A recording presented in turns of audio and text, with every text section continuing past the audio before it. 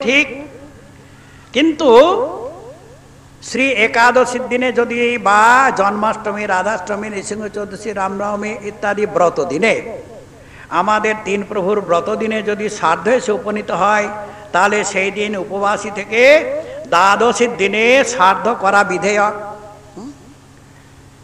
বশিষ্ঠ ঋষি বলেছিলেন, একাদশ্যাং যদা রাম শ্রাদ্ধাং নৈমিত্তিকং ভবেৎ তস্মিন দিনা পরিত্যজ্য দ্বাদশ্যাম শ্রাদ্ধমাচরেৎ। একাদশীর দিনে কিন্তু শাক্ত ব্রাহ্মণগুলি বলেন যে না না না না, এই শ্রাদ্ধের দিন পরিবর্তন করে একাদশীর দিনই শ্রাদ্ধ করতে। কি জন্যে? পিণ্ড দেওয়া, কি জন্য? উদ্ধারের জন্য, নরকে নিয়ে যাওয়ার জন্য। একাদশীর দিনে যত পাপ থাকে সব অন্নের মধ্যে সংমিশ্রণ থাকে। হরিভক্তি বিলাসের কথা বলছে, আমার মুখের কথা নয়। জানি কানি চপা পানি ব্রহ্মহত্যা সমানি চপ অন্নমাশ্রিত তিষ্ঠন্তি সম্প্রাপ্ত হরিবাসরে। যত প্রকার পাপ থাকে, ব্রহ্মহত্যা, স্ত্রী হত্যা, ভ্রূণ হত্যা, যত পাপ থাকে সমস্ত পাপ অন্নকে সমাশ্রয় করে অবস্থান করেন। একাদশীর দিনে অন্নের দ্বারা যদি শ্রাদ্ধ করা হয়, তাহলে পিতৃপুরুষকে নরকে নিয়ে যাওয়া হয়। তিনজন নরকে যায়, দাতা, ভোক্তা, পরেতক। যিনি পিণ্ড দেবেন অন্নের দ্বারা একাদশীর দিনে, তিনি নরকে যাবেন। যাকে দেবেন তিনি নরকে যাবেন। আর যিনি বলে হ্যাঁ একাদশী শ্রাদ্ধ করো, তিনজনই নরকে যাবে। তাহলে দেখুন তো, এই সমস্ত বিধানগুলি ভক্ত জগতেও হয়তো কেউ জানেন না, শাক্ত ব্রাহ্মণগুলি যা বলে তাই মেনে নেন। হ্যাঁ, কিন্তু এর যে কত সুন্দর বিধান রয়েছে, আচার্যগণের বাণী রয়েছে, এগুলির অনুসন্ধান জানেন না। আপনারা যদি কৃপা করে আমার এই গ্রন্থটি একবার অনুশীলন করেন, তাহলে খুব এর মধ্যে পরিষ্কারভাবে লেখা আছে, সমস্ত শাস্ত্রের দৃষ্টান্ত, পুরাণ বাণী সব উদ্ধৃত করা রয়েছে। হ্যাঁ, এখন একাদশী করা উচিত। একাদশ ইন্দ্রিয়ের দ্বারা যা কিছু পাপ অর্জিত হয় 15 দিনের মধ্যে, এক একাদশী উপবাস করলে সব ভস্মীভূত হয়ে যায়। একাদশী কোথা থেকে কিভাবে প্রাদুর্ভূত হলে এখন আমার তো বলার সময় নেই, এর মধ্যে আছে, বলার সময় নেই। কেন বলতে গেলে আমাকে এখন বহু দূর যেতে হবে, বহু কথা রয়েছে। হ্যাঁ, তো অনেকেই বলেন যে মশাই, আরে শাস্ত্রে আছে তো কি হলো, আমি শাস্ত্র মানি না, আমি একাদশীর দিনে অন্ন খাবো, আমার কি হবে? কিছু হবে না, খাবো আমি অন্ন। সাধু শাস্ত্র তো তোমার মাথা ফাটাতে যাবে না। কেন অন্ন খালি বলে তোমার মাথা ফাটাবে? তা তো ফাটাবে না। আচ্ছা খাও, অন্ন খেয়ে না, আমি শাস্ত্র মানি না। এক শাস্ত্র তো মানলেন না, কিন্তু আর এক শাস্ত্র যখন বলবেন তখন বাধ্য হয়ে মানতে হয়। কি প্রকার সে শাস্ত্র তোমার কেমন বাধ্য? কি প্রকারে? বলে হ্যাঁ, প্রচন্ড জ্বর, জ্বর ছাড়তেছে না, মাথায় ভার, পেটে ফাঁপ, আর উফ, আর 3 দিন হয়ে গেল জ্বর ছাড়তেছে না, খেতে পারতেছি না, মাথার যন্ত্রণায় প্রাণ বাঁচে না। বাধ্য হয়ে ডাক্তার মশাইকে ডাকা আনা হলো। ডাক্তার মশাই, ওহো পেটে তো ফাঁপ আছে, মাথায় যন্ত্রণা, চোখটু একটু দেখলেন, নারী দেখলেন, বলে জিহ্বাটা বাইর করো তো। জিহ্বা দেখে বলো, রে এ তো টাইফাইড, এ টাইফাইড। এই 21 দিনের মধ্যে যদি অন্ন খাওয়া, খেলেই সঙ্গে সঙ্গে মরবে। কিন্তু এই ফলের রস ছাড়া কিচ্ছু দিতে পারবে না। ফলের রস খাওয়া, আর আমি ওষুধ দিচ্ছি, ওষুধ খাওয়া, নচেত মরবে সঙ্গে সঙ্গে। তখন কি ওরে অন্ন খাবো না, এই ফলের রস না খেলে মরে যাবো, অন্ন খাবো না। এক শাস্ত্র মানলেন না, এক শাস্ত্র কান ধরে উপবাস করেন, কিছু ফল পেলেন? কিছু তো ফল পেলেন না, কান ধরে উপবাস করেন। হ্যাঁ, তাই বলতেছেন শাস্ত্র, এই যে একাদশী, একাদশী উপালে শরীরের মধ্যে যত বদ রসগুলি জমে থাকে, উপবাসের দ্বারা সমস্ত দূষিত রসগুলি সব বের হয়ে গিয়ে হয় কি, শরীর নির্বল হয়, সুস্থ হয়, শরীর সবল হয়ে যায়। হ্যাঁ, সেই একাদশীর বিধান, একাদশী শ্রাদ্ধ করবে না। আর একটি কথা দেবর্ষিপাদ বললেন, নদদ্যাত আমিষং শ্রাদ্ধে। শ্রাদ্ধেতে আমিষ দেবে না, ভগবানের প্রসাদ পিতৃপুরুষকে দান করবে, মহাপ্রসাদ, চরণামৃত আদি সংমিশ্রণ করে পিণ্ড দেবে। গোবিন্দের চরণ তুলসী দেবে পিণ্ডের সঙ্গে। হ্যাঁ, তাহলে পিতৃপুরুষ পরম সন্তুষ্ট হয়ে আশীর্বাদ করবেন, তারা উদ্ধার হয়ে যাবে। হ্যাঁ, শাক্তগণ কিন্তু আমিষের দ্বারা শ্রাদ্ধ করেন, সামিষেন। শাক্ত শাস্ত্রে রঘুনন্দন স্মার্ত মহাশয়ের বিধানে আমিষের দ্বারা বলা আছে। বৈষ্ণবগণ বলে না না না, হতেই পারে না, উদ্ধারের জন্য তাকে শ্রাদ্ধ করা হচ্ছে। ভগবত প্রসাদ খেলে উদ্ধার হবে, আমিষ দেওয়া হবে না, আমিষ দিতে পারবে না। হ্যাঁ, নারদ ভগবান বলছে নদদ্যাত আমিষ শ্রাদ্ধ, আমিষ শ্রাদ্ধ বলতে আমিষ দেবে না। হ্যাঁ, এই প্রকারে যুধিষ্ঠির মহাশয় জিজ্ঞাসা হলেন, ভগবান নারদ উত্তর দিলেন। এখন হলো কি, স্বয়ম্ভু মনু মহারাজ বিষয় ভোগেতে বিরত হয়ে সুনন্দা নদীর তটে গমন করে এক পদে দাঁড়িয়ে তপস্যা করতেছিলেন। চতুর্দিক থেকে ঋষি সমাজ আগমন করে স্বয়ম্ভু মনুর নিকটে ধর্মতত্ত্ব সম্বন্ধে জিজ্ঞাসা হয়েছিলেন। স্বয়ম্ভু মনু ঋষিগণের জিজ্ঞাসার উত্তরে যাহা বর্ণন করেছেন তাহা এই স্থানে আলোচিত হচ্ছে। স্বয়ম্ভু মনু বললেন, যে ন চেতয়তে বিশ্বং বিশ্বং চেতয়তে ন যাম, যো জাগর্তি সয়নাস্মিন নায়ন্তং বেদ বেদস। যে ন বিশ্বং চেতয়তে, বিশ্ববাসীকে যিনি চেতনা দান করিতেছেন, শক্তি ভক্তি জ্ঞান সমস্ত কিছু দিতেছেন, বিশ্বের সমস্ত কিছু অবদান ভগবানের, সমস্ত কিছু দিচ্ছেন। বিশ্বকে তিনি জানেন, কিন্তু বিশ্ববাসী ভগবানকে জানেন না। আমরা যখন অচৈতন্য হয়ে নিদ্রিত থাকি, চক্ষু দেখে না, কান শুনে না, ত্বচা স্পর্শ করে না, জিহ্বা আস্বাদন করে না, তখন আমাদিওকে জাগ্রত হয়ে যিনি রক্ষা করতেছেন, হ্যাঁ, শয়নাস্মিন নায়ং তং বেদ বেদস। আমরা ভগবানকে জানি না, কিন্তু ভগবান আমাদের জানেন, হ্যাঁ, এমন তত্ত্ব। আত্মা বৈশ্বমিদং বিশ্বং যৎকিঞ্চ জগৎং জগৎ তেন তক্তেন ভঞ্জিতা মা গৃদ্রকস্যচিৎ ধনম।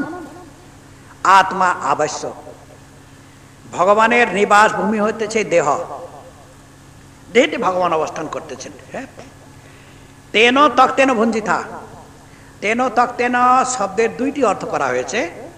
ভগবান যাহাকে যে প্রকার বিষয় বৈভব সম্প্রদান করেছেন সেইটি গ্রহণ করে ধর্মে প্রতিষ্ঠিত হয়ে অবস্থান করবে।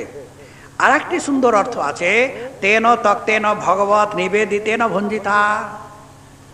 যদি ভগবানকে নিবেদন না করা হয়, চুরি করার পাপ লাগে। বিশ্বের সমস্ত বস্তু ভগবানের, খাবে তুমি কিন্তু ভগবানকে বলেতে খাও। অপরের বস্তু না বলিয়া গ্রহণ করলে চুরি করা হয়। বিশ্বের সমস্ত বস্তু ভগবানের, যদি খাবার সময়তে ভগবানকে না বলা হয়, ভগবানকে না দেওয়া হয়, তাহলে চুরি করার পাপ লাগে, পাপের ফলে নরকে যেতে হয়।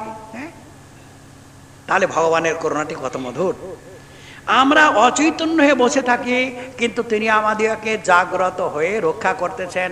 হ্যাঁ, কি প্রকার বলে, আপনারা যখন বৃন্দাবন যান বা বোম্বাই যান, অমৃতসর যান, তখন কি করেন, হয়তো ফার্স্ট ক্লাসের টিকিট করে নেন, নয়তো রিজার্ভেশন তো করতে হবে। যেমন রাত্রি 8টা বেজে গেল, তেমনি বাস নিজের সিটের মধ্যে ঘুমিয়ে গেলেন। কেউ আপনাদের আর ডাকা হাঁকি করতেছেন না, নিজের সিটে নিজে ঘুমিয়ে আছেন, কিচ্ছু আপনাকে বলবে না। হ্যাঁ, আপনারা আনন্দে ঘুমিয়ে আছেন। হ্যাঁ, তাহলে কিন্তু ড্রাইভার মশাই যদি বলেন, বেটা সমস্ত গাড়ি ধরে তোমরা ঘুমাচ্ছ, আমি একা জেগে গাড়ি চালাচ্ছি, লাও আমি 5 মিনিটের জন্য হ্যান্ডেল ছেড়ে দিলাম। ড্রাইভার মশাই যদি 5 মিনিট ওই হ্যান্ডেলটা ছেড়ে দেয়, তাহলে কি হবে বলুন তো? গাড়ি থাকবে না, যাত্রী থাকবে না, কে থাকবে? কিছুই তো থাকবে না। হ্যাঁ, তাহলে সমস্ত গাড়ি ধরে ঘুমাচ্ছে, ড্রাইভার মশাই কিন্তু জাগ্রত হয়ে গাড়িটি চালাচ্ছে। হ্যাঁ, সেই প্রকার আমরা অচৈতন্য হয়ে নিদ্রিত হয়ে থাকতেছি, কিন্তু গোবিন্দ আমাদের অন্তরে জাগ্রত হয়ে আমাদেরকে পরিচালিত করতেছেন। তো গোবিন্দের সেবা করা আমাদের কর্তব্য নয়? এত করুণা তার, তাকে কি আমরা একবার ডাকতে পারি না? খাবার নিয়মটা ঠিক আছে, ঘুমাবার নিয়মটা ঠিক আছে, টিভি দেখার নিয়মটা ঠিক আছে, কিন্তু ভজনের সময় আর সময় পায় না। কোন দিক দিয়ে চলে যায় ভজন সময়টা? হ্যাঁ, হরিনাম করতে যদি বলেন, না আমি পারবো না। কেন পারবে না? খাবার সময় তো না করে না। 7-12 জায়গায় 10-12 হলে খুব চকাচক খাও, খুব আনন্দ লাগে। আর ভজনের সময় পারবেন না। হ্যাঁ, যদি না পারো তার ফলটা ভোগ করো, নরক ভোগ করো, কে তোমাকে রক্ষা করবে? জগতের পিতা কৃষ্ণ যে না ভজে বাপ, পিতৃদ্রোহী সন্তানের জন্মে জন্মে তা। এটি চৈতন্য ভাগবতের কথা, আমার মুখের কথা বলতেছি না। হ্যাঁ, অতএব জীব মাত্রেরই গোবিন্দ ভজন করা উচিত। অনেকেই বলেন, হারি বাবা করবো, ছেলে মেয়ে ছোট ছোট আছে, একটা বড় হয়ে যাক, বিয়ে থা দিয়ে দি, তখন আমার মাথার বোঝা কমে গেল, তখন করব। কিন্তু কমে না, মাথার বোঝা কমে না, বাড়ে। যতদিন যায় তত কাজ বাড়ে, অবসর তো কই পেলাম না। বসে নির্জনে নিশ্চিন্তে করব হরির চিন্তে, এমন দিন তো কই আমার আসলো না। মনে করছেন যে ছেলে মেয়ে বড় হলি আর মনে করছেন আবার নিশ্চিন্ত হলাম না, এখন ছেলে মেয়ের ভার, বিয়ে দিলে সে বৌমারও ভার, নাতি হলে নাতির ভার, সব মাথার উপরে চাপলো, আপনার ভারটা কমলো না? একাই ছিলেন, ভালো ছিলেন, তারপরে বিয়ে করলে দুইজনের ভার হলো, ছেলে মেয়ে বাড়ি গাড়ি ব্যবসা বাণিজ্য সব ভারটা মাথার উপরে থাকলো। এই ভার নিয়ে সংসার সাগর পার হওয়া যায় না, কিছু ছেড়ে দিতে, হালকা করতে, তবে সাঁতার কেটে পার হওয়া যায়। হ্যাঁ, বোঝ নিয়ে পার হওয়া যায় না, হ্যাঁ, সংসার সাগরে ডুবে যায়। বোঝটি কোথায় দেবেন? কে নেবে? কে? সংসারের মধ্যে কেউ বোঝা নেবে না। হ্যাঁ, রত্নাকর দস্যুর কথা শুনেছেন না? পত্নীকে বললো আমি মানুষ বেড়ে টাকা আনি, তুমি পাপের ভাগ নেবে। পাপের ভাগ না, কিন্তু পুণ্য ছাড়বে না, পুণ্য তো আদায় করে নেব। হ্যাঁ, মাতা পিতা কেউ নিলেন না, তখন হাহাকার করে নারদের চরণে লুটিয়ে পড়েছিলেন। হ্যাঁ, কিন্তু গোবিন্দ এত করুন, গোবিন্দকে যদি পাপের বোঝাটাও গোবিন্দকে দিয়ে দিয়ে যদি গোবিন্দ ভজন করেন, গোবিন্দ বললেন ভালো হয়েছে, আমি পাপের বোঝা নিয়েও তোমাকে উদ্ধার করার জন্য প্রস্তুত। জয় জয় শ্রী রাধে। এত করুণা। স্বয়ম্ভব মনু যখন ভজনে আত্মনিয়োগ করেছিলেন, অসুরেরা দেখলো ওরে এ তো তপস্যা করতেছে, এরা যুক্তি করতেছে আমাদের মেরে ফেলবে, এখন একে মেরে কেটে ভেজে খেয়ে যাও। চতুর্দিক থেকে অসুর আক্রমণ করেছিলেন। স্বয়ম্ভব মনু ভগবানের চরণে শরণাগত হয়েছিলেন, যোগ্য ভগবান প্রকটিত হয়ে স্বয়ম্ভব মনুকে রক্ষা করেছিলেন। স্বয়ম্ভব মনুপুরে স্বয়ম্ভব সারচিত উত্তম তামস মন্বন্তরে হরি ভগবান গজরাজকে উদ্ধার করেছিলেন। পরীক্ষিত মহারাজ জিজ্ঞাসা করলেন, গুরুদেব, হরি ভগবান যে রূপে গজরাজকে উদ্ধার করেছিলেন সেই প্রসঙ্গটি আমার নিকটে বলুন। সুখদেব পাদ বলতেছেন, দেখ বাবা পরীক্ষিত, आसीद गिरिवर राजन त्रिकुट विस्तृत क्षीरदेनावृत श्रीमान যোজনাযুতমুচ্ছিত অযুত যোজন উচ্চ ছিল ক্ষীর সেই ত্রিকুট পর্বত ক্ষীর সাগরের দ্বারা পরিবেষ্টিত ছিল। তিনটি শৃঙ্গ ছিল, একটি স্বর্ণময়, একটি রৌপ্যময়, একটি লৌহময়। পর্বতের উপত্যকা প্রদেশে নানাবিধ পুষ্প এবং ফলের বাগান ছিল। হ্যাঁ, মন্দার, পারিজাত, পাটল, অশোক, চম্পক, আম, জাম, কাঁঠাল, নারকেল, লিচু, কলা, নানা প্রকার ফল ফুলের বাগানের দ্বারা একবারে পরিশোভিত ছিল। সেই বন মধ্যে ছিল একটি দিব্য সরোবর, সরোবরে চতুর্বিধ কমল প্রস্ফুটিত হয়েছিল। সেই বন মধ্যে ছিল গজরাজ নামে এক হাতি। 1000 হাথনির সহিত বিহার করতেন। 10,000 হাতির শক্তি ছিল সে গজরাজের শরীরে। 1000 হাথনির সহিত বিহার করতেছিলেন। 2-4 হাজার গজরাজের ছেলে ছিল। 1000 গ্রীষ্মকালে সন্তপ্ত হয়ে সেই পুকুরে জলাবাগহন করতে নেমেছিলেন। হ্যাঁ, বরে জলের মধ্যে ছিল কুমির। কুমির এসে গজরাজের পাটাকে কেমড়ে ধরে। গজরাজ বললেন, বেটা তুই জানিস আমাকে? 10,000 হাতির শক্তি রয়েছে আমার শরীরে, একদিনে তোকে উপরে উঠাবো, দিয়ে পা দিয়ে কুচলে মেরে দিব। গজরাজ একটু শক্তি লাগালেন, নড়াতে পারলেন না। সমগ্র শক্তি লাগিয়েও যখন 1 ইঞ্চি নড়াতে পারলেন না, গজরাজ চিৎকার পারলেন, ওগো তোমরা আমাকে বাঁচাও, দেখো আমার পা কেমড়ে ধরেছে, তোমরা আমাকে উদ্ধার করো। 1000 হাতনি গজরাজের সুরের সঙ্গে সুর লাগিয়ে, তার সঙ্গে সুর লাগিয়ে 1000 হাতনি 2-4 হাজার ছেলে একসঙ্গে টানাটানি করতে আরম্ভ করলেন, কিন্তু 1 ইঞ্চিও নড়াতে পারলেন না। এই মধ্যাহ্নকাল থেকে সন্ধ্যার প্রাককাল পর্যন্ত সকলে টানাটানি করতেছেন। যখন সন্ধ্যা হয়েছে, সূর্য অস্তা চলে যাবেন, তা হাতনিগুলি বলতেছেন, আমরা চেষ্টা করে তো দেখলাম একে বাঁচাবার জন্য, এর মরার সময় হয়ে গেছে, আমরা না খেয়ে মরবো নাকি? এর ভাগ্যে যা আছে তা হোক, চলো এখন আমরা যাই। কালের মুখে ফেলে দিয়ে 1000 হাতনি 2-4 হাজার ছেলে সব বনে পেট ভরার জন্য চলে গেল। গজরাজ খেয়ে ফেলে দিয়ে চলে গেল। তাহলে সংসারের প্রিয়তাটি কেমন দেখুন। স্বার্থ লাগি করহ সব প্রীতি, সুর নর মুনি সবকে হরিতি, রামায়ণের কথা। হ্যাঁ, নিজের সুখের জন্য সকলে সকলকে ভালোবাসে, কাউরি সুখের জন্য কেউ কাউকে ভালোবাসে না। হ্যাঁ, গজরাজ এবার বিপদাপন্ন হলেন। সমাশ্রং বগমত মহিপতে, বলে মহারাজ 1000 বৎসর ধরে গজরাজ সেই কুমিরের সঙ্গে যুদ্ধ করতেছেন, কিন্তু কুমির জলজন্তু, তার শক্তি বর্ধিত হচ্ছে, গজরাজের শক্তি কমে আসতেছে। হ্যাঁ, এই প্রসঙ্গের শিক্ষণীয় বিষয়টি কি? বলে দেখো, সংসার হইতেছে সরোবর, জীবাত্মা হইতেছেন গজেন্দ্র, কাল হইতেছেন কুমির। কাল যাকে ধরে তাহাকে কেউ রক্ষা করতে পারেন না, কেউ রক্ষা করে। টাকা পয়সা বিষয় বৈভব যতই থাক না কেন তা কেউ বাঁচাতে পারে না। টাকা পয়সার দরজে কে বাঁচত তাহলে বড় বড় মন্ত্রী ধনী ব্যক্তি আর মরতেন না, গরিবেরাই মরতেন, ধনীগুলি মরতেন না। কিন্তু ভগবানের এমন ব্যবস্থা রে বাবা, হ্যাঁ, आए हैं सो जाएंगे राजा रंग का फकीर, एक सिंहासन बैठ चले एक बंधे जंजीर। কবিরজির বাণী। এসেছেন যার জন্ম হয়েছে তাকে মরতে হবে, কিন্তু একজন সিংহাসনে বসে চলে যান, একজন জম পাশে বদ্ধ হয়ে জমাল হয়ে গিয়ে নরক যন্ত্রণা ভোগ করেন। রাস্তা তো দুইটি আছে। হ্যাঁ, তবে এই যে ত্রিকূট পর্বতটি কি বলে কাম ক্রোধ আর লোভ, এই ত্রিকূট পর্বতে জীবরূপী গজরাজ তিনি বিহার করিতেছেন।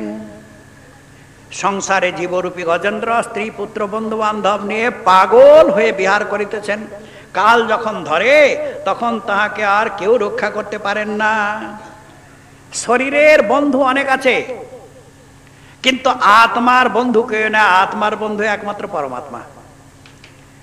শরীরের বন্ধু অনেক আছে, আত্মার বন্ধু কেউ নাই। আত্মার বন্ধু একমাত্র পরমাত্মা। শরীর মানব চাই কি? তন আর ধন। শরীরের সুস্থতা আর ধন সম্পদ চাই। হ্যাঁ, কিন্তু শরীরটা কেমন বলুন দেখুন। গজরাজ কত আনন্দে বিহার করতেছিলেন। এখন সে মৃত্যু মুখে পতিত, 1000 বছর ধরে যুদ্ধ করতেছেন, যাহাদের জন্য সমগ্র জীবন অতিবাহিত করেছেন, তারা এখন একটাও কেউ পাশে নেই। জীবনটি হচ্ছে কেমন? খড়ের ঘর। খড়ের ঘরে আগুন লেগে গেছে, যদি কিছু ঘরে থেকে বের করে নিতে পারেন তাহলে থাকলো, না তো সব ভস্মীভূত করে দেবে। বলে না, আমার ঘরে আগুন লাগে না। ঘরের ঘর বলার তাৎপর্যটি কি? এই যে দিনে দিনে আয়ু সূর্য ক্ষয় হয়ে যাচ্ছে না, আয়ু ক্ষয় হয়ে যাচ্ছে। যদি আয়ু থাকার মধ্যে যদি কিছু গোবিন্দ ভজন বের করে নিতে পারেন আপনার থেকে গেল, নচেত সোনা দিয়ে মরিয়ে রাখলেও বাবা গলে পচে যাবে, থাকবে না, থাকার বস্তু নয়। যদি কিছু না করে তাহলে শেষ হয়ে গেল, সব ছাই হয়ে গেল। ছাই তো হবে, আর কি হবে? হ্যাঁ, তো এই রূপেতে দেখাচ্ছেন। এখন গজরাজ দেখলেন সংসারে কেউ কাউরির জন্য মরে না, কেউ কাউরি নয়, একমাত্র গোবিন্দ ছাড়া আর কেউ কাউরিকে রক্ষা করতে পারেন না। গজরাজ এবার কি করলেন? গোবিন্দের চরণে শরণাগত হতেছেন। নিরাশ্রয় মাম জগদীশ রক্ষ। গজরাজকে আর্ত ভক্ত বলা হয়েছে। আর্ত জিজ্ঞাসুর অর্থার্থী জ্ঞানী চ ভরত সভ। 4 প্রকারের ভক্তির অধিকারী নির্বাচন করা হয়েছে গীতাতে, তার মধ্যে গজরাজ আর্ত ভক্ত। গজরাজ আর্ত ভক্ত। যাজ্ঞবল্ক্য ঋষি মৈত্রীকে বলেছিলেন, বলে অরে মৈত্রী দেখ, নবারে পতি কামায় পতিপ্রিয় ভবতি, আত্মনস্তু কামায় পতিপ্রিয় ভবতি।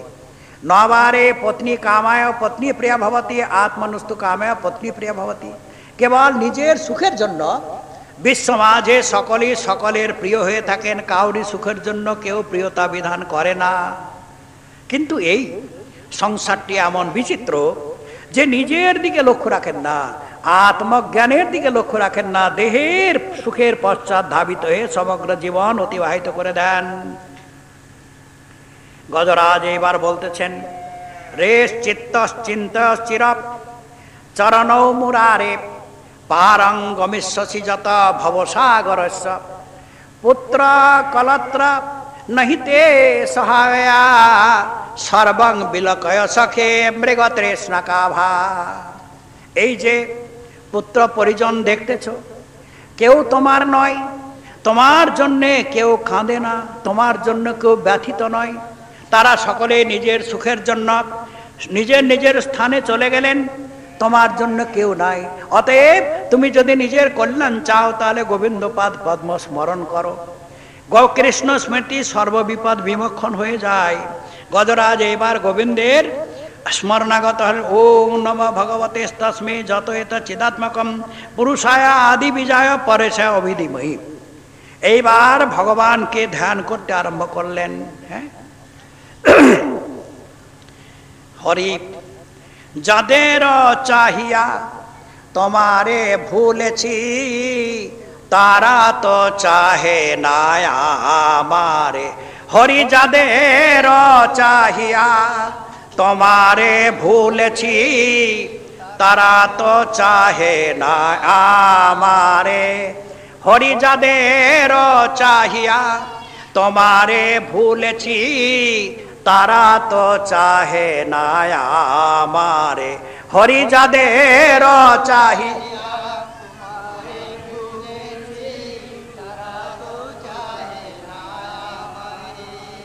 ওই যে রবি শশী তারা সবে হলো হারা, দীপ নিবে যায় আঁধারে। রবি শশী তারা সবে হলো হারা, দীপ নিবে যায় আঁধারে। হরি যাদের চাহিয়া তোমারে ভুলেছি, তারা তো চাহে না আমারে। হরি যাদের চাহিয়া তোমারে ভুলেছি, তারা তো চাহে না আমারে। গজরাজ যা বলতেছেন একবারে সত্য কথা বলতেছেন। যাদের পালন করতে গিয়ে তোমাকে ভুলে গেছে, কিন্তু এখন মৃত্যুকালে তারা কেউ চায় না, তাহলে কি করা কর্তব্য? ওরে রইতে যখন পারবি নেমন, যেতেই যখন হবে তোরে, তাই বলে হরি পারের করে রাখ না আপন সঙ্গে করে। ওরে রইতে যখন পারবি নেমন, যেতেই যখন হবে তোরে, তাই বলে হরি পারের করে রাখ না আপন সঙ্গে করে। ওরে চোখের আলো নিববে যখন, কোথায় রবে বন্ধু স্বজন? তোর চোখের আলো নিববে যখন, কোথায় রবে বন্ধু স্বজন? ভাঙবে রে তোর সুখের স্বপন, ভাঙবে রে তোর সুখের সকল আপন যাবে দূরে, তোর সকল আপন যাবে দূরে। রইতে যখন পারবি নেমন, যেতেই যখন হবে তোরে, তাই বলে হরি পারের করে রাখ না আপন সঙ্গে করে। আরে বাজবে যখন পারের ভেরি, তোরে যেতে হবে সকল ছাড়ি। বাজবে যখন পারের ভেরি, তোরে যেতে হবে সকল। তাই বলি ধর্না বুকে চরণ তারি, বলে ধর্না বুকে চরণ তারি। একবার বল না হরি বদন ভরে, একবার বল না হরি বদন ভরে। রইতে যখন পারবি নেমন, যেতেই যখন হবে তোরে, তাই বলে হরি পারের করে রাখ না আপন সঙ্গে করে। জয় জয় শ্রী রাধে শ্যাম। এবার গজরাজ শ্রী গোবিন্দ চরণে শরণাগত হলেন। কৃষ্ণ স্মৃতি সর্ব বিপদ বিমক্ষণম। ভগবান কত মধুর কথা বলেছেন। কৃষ্ণ তোমার হও যদি বলে একবার, মায়া বন্ধ হইতে কৃষ্ণ তারে করেন পার। এত বড় করুণার কথা বলেছেন। জীবনের মধ্যে একটিবার বিপদে পড়েও যদি বলেন, হে প্রভু, অজ্ঞানতাবশত যাহা কিছু করেছি করেছি প্রভু, এখন আমি তোমার হলাম, তাহলে গোবিন্দ তৎক্ষণাৎ তাহাকে নিজজন করে নেয়, বুকে উঠিয়ে নেয়, জড়িয়ে ধরে। গজরাজ শরণাগত হয়েছেন। বয়ে ভগবান হরি ভগবান গরুরের স্কন্ধে আরোহণ করে আসতেছিলেন। দেখলেন যে না, গরুর ছদা মনোবেগে গমন করেন গরুর। বলে গরুর তাড়াতাড়ি যেতে পারছেন না, আমার ভক্ত মারা যাবে, হায় হায়। গরুরের কাঁধে থেকে লাফ দিয়ে পড়লেন ভগবান। লাফ দিয়ে পড়ে যখন গজরাজের সম্মুখে এসেছে, একটি কমল উঠায় নারায়ণায়ণ নমঃ বলে দিয়ে দিয়েছে। যেমন নমস্কার করে গোবিন্দের চরণে কমল দিয়েছেন, তেমনি গোবিন্দ গজরাজের সুরটাকে ধরে নিয়ে একবারে জলে থেকে উঠিয়ে নিলেন, কুমিরের সহিত উঠিয়ে নিলেন। কুমিরের সহিত উঠিয়ে নিয়ে কি করলেন? সর্বপ্রথমে কুমিরটাকে সুদর্শন চক্রের দ্বারা দীপাটিত করে দিব্যধাম বৈকুণ্ঠে পাঠিয়ে দিলেন। কি আশ্চর্যের কথা! আরে গজরাজ করলো স্তুতি, আর গজরাজকে উদ্ধারের জন্য আসলেন। গজরাজের সঙ্গে কথাবার্তা এনে আগে কুমিরটাকে উদ্ধার করে দিল, বৈকুণ্ঠে পাঠিয়ে দিলেন। এটা কি? পরীক্ষিত বলতেছেন, গুরুদেব এটা কেমন হলো? হ্যাঁ, আরে গজরাজ্য করলো, স্তুতি বাড়ি তো কেমরে ধরেছে। বলে কেমরে ধরাটাই যে ভক্তি। আশ্রয় লইয়া ভজে তারে কৃষ্ণ নাহি তজে, আর সব মরে অকারণ। গুরুপাদাশ্রয় বৈষ্ণব আশ্রয় গ্রহণ করে যারা ভজনা করছেন তাকে গোবিন্দ ত্যাগ করতে পারবেন না, তার নম্বরটা আগে আসবে। ভগবান কি বলেছেন পুরাণের মধ্যে, শাস্ত্রে কি বলেছেন? যে মে ভক্ত জনা পার্থ ন মে ভক্তাশ্চতে জনা মত ভক্তানাঞ্চ যে ভক্তা তে মে ভক্ত তমামতা। যারা কেবল আমার ভজন করেন তারা আমার ভক্ত নয়। কি বলেন কি তোমার ভজন করতে ভক্ত নয়? বল না, যারা আমার ভক্তের সেবা করে তারা আমার পাকা ভক্ত, আর যারা আমার সেবা করে তারা কাঁচা ভক্ত। তো পাকা ভক্তের উদ্ধার আগে হবে না কাঁচা ভক্তের উদ্ধার আগে হবে? বলে সকলেই বলবেন যিনি পাকা ভক্ত তারই উদ্ধার আগে হবে। তাহলে ভগবান তো কিছু অন্যায় করেন নাই, ভগবান তো পাকা ভক্তের উদ্ধার করেছেন। হ্যাঁ, আরাধনানাং সর্বেশাং বিষ্ণুর আরাধনাং পরম তস্মাৎ পরতরং দেবী তদিয়ানাং সমর্চনম। যত দেবী দেবতার আরাধন রয়েছে সর্বাপেক্ষা ভগবত আরাধনা করা শ্রেষ্ঠ। ভগবানের অপেক্ষা ভক্তের আরাধনা করা আরো শ্রেষ্ঠ, আরো বড়, আরো শ্রেষ্ঠ। ভগবানের প্রসন্নতা অধিক হয়। একাদশ স্কন্ধে প্রসঙ্গটি পরিষ্কার করে বলবো। হ্যাঁ, তাহলে এবার বলে মশাই এই যে কুমিরটা কে ছিল বলুন তো? বলে কুমিরটা ছিল মশাই হুহু গন্ধর্ব। দেবল ঋষি গঙ্গাতে আর স্নান করে জপ করতেছিলেন, মন্ত্র জপ করতেছিলেন। এ ডুব দিয়ে এসে পা ধরে একবারে মধ্য গঙ্গায় টেনে নিয়ে যায়, ফুস করে উঠেছেন, হাসতেছেন। বলে কিরে বেটা, আমি ভজন করতেছিলাম, তুমি আমার পা খেয়ে ট্রেনে নিয়ে আসলে মধ্য গঙ্গায়, তোর কুমিরের মতন স্বভাব, যা বেটা তুই কুমির হয়ে যা। হয়ে গেলেন কুমির। এইবার তো হাসি করতে গিয়ে বিপদ সৃষ্টি করে দিলেন। পায়ে পড়ে গেলেন যে ঋষি ঠাকুর আপনার বাণী তো অমোঘ, আমাকে তো ভোগ করতে হবে, কিন্তু আমার মুক্তি কতদিনে হবে বলুন? বলে দেখ, গজরাজের পাটাকে কেমরে ধরবি, ছাড়বি না, তাহলে ভগবান এসে তোকে আগে উদ্ধার করে দিবে। যা, আমার বাণী মিথ্যা হবে না, যা। সেই ভগবান এসে আগেই তাকে উদ্ধার করলেন। তাহলে গজরাজের কি হলো? বলে গজরাজ নতি স্তুতি কিছু করতে পারেন নাই। গজেন্দ্র ভগবত স্পর্শাদ বিমুক্ত অজ্ঞান বন্ধনাৎ প্রাপ্ত ভগবত রূপ পীতবাসা চতুর্ভুজ। ভগবানের স্পর্শ হওয়ার সঙ্গে সঙ্গে হাতির শরীরটা ফট করে চতুর্ভুজ হয়ে গেল। কি করে হলো এটি প্রশ্ন করতে পারবেন না। পরশমণির স্পর্শে লোহাটা সোনা কি করে হলো যেমন প্রশ্ন ওঠে না, সেই প্রকার ভগবত স্পর্শেতে প্রাকৃত শরীরটি যে অপ্রাকৃত হয়ে যায়, এটি আর প্রশ্ন উঠতে পারে না। তাহলে গজরাজ এইবার আর ভগবানের কোনো নতি স্তুতি কিছুই করতে পারেন নাই, কেবল হরি ভগবানের গুণানুভব করতে করতে দিব্যধাম বৈকুণ্ঠে চলে গিয়েছিলেন। আরে বাবা, গজরাজের তো উদ্ধার হয়েই গেল। আমার মতন গজের যে কতদিনে নম্বর আসবে কিনা তা বলা যায় না। হ্যাঁ, তো গজরাজের সঙ্গে সঙ্গে দু চারবার কীর্তন করে একটু আগিয়ে যায়। হ্যাঁ, আগে গেলে ভালো হয় না? ভালোই হবে, আমার মনে তো ভালোই হবে। যিনি ভালো মনে করবেন না তিনি আগাবেন না, আর যিনি ভালো মনে করবেন তিনি আগিয়ে যাবেন। হ্যাঁ, बोल हरि हरि हरि बोल केशव माधव गोविंद बोल। बोल हरि हरि हरि बोल केशव माधव हरि बोल। बोल बोल हरि हरि हरि बोल केशव माधव गोविंद बोल। बोल हरि हरि हरि बोल केशव माधव गोविंद बोल। কিন্তু একটি দুঃখের কথা, এখন গজরাজের সঙ্গে সঙ্গে আমরা একটু ভগবানের দিকে আগিয়ে যাব, সকলে পিছে টান করছে, আমার কি নাতি নাতনি না? এখন গজরাজের সঙ্গে সঙ্গে যদি কিছু অগ্রসর না হলেন তাহলে পিছে কিন্তু দুঃখ পাবেন। আপন্ন সংস্মৃতিম আপন্নং কঞ্জনিম জনিম আত্মস্মৃতি বিনাশিনীম হর্যর্চনানুভাবে ন যদ গজত্বেন স্মৃতি। ভগবানের ভক্তির প্রভাবটা দেখুন।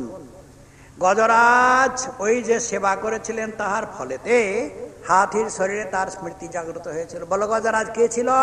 বলে ইন্দ্রদ্যুম্ন রাজা ছিল।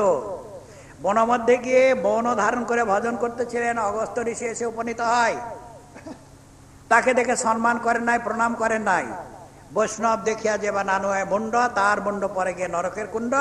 অগস্ত্য ঋষি বললেন, বেটা ভজন তো করতেছে কিন্তু ভক্তি রক্ষা করতে জানে না। হ্যাঁ, আমি যদি শাসন না করি এর দেখা দেখি সকলে সাধুর অনাদার করবে, ভক্তি বিশ্ব থেকে মুছে যাবে। হ্যাঁ, কিরে তুই আমাকে দেখে হাতির মতন, যা বেটা হাতি হয়ে যা। সে হাতি হয়ে গিয়েছিলেন। হাতি হয়ে গেছেন অপরাধের ফলেতে, তিনি ভোগে আসক্ত হয়ে গেছিলেন। ভরত মহারাজ যে হরিণ হয়েছিলেন তো অপরাধ ছিল না, এই জন্যে তিনি ভক্তি স্মৃতিটা ভুল হয় নাই।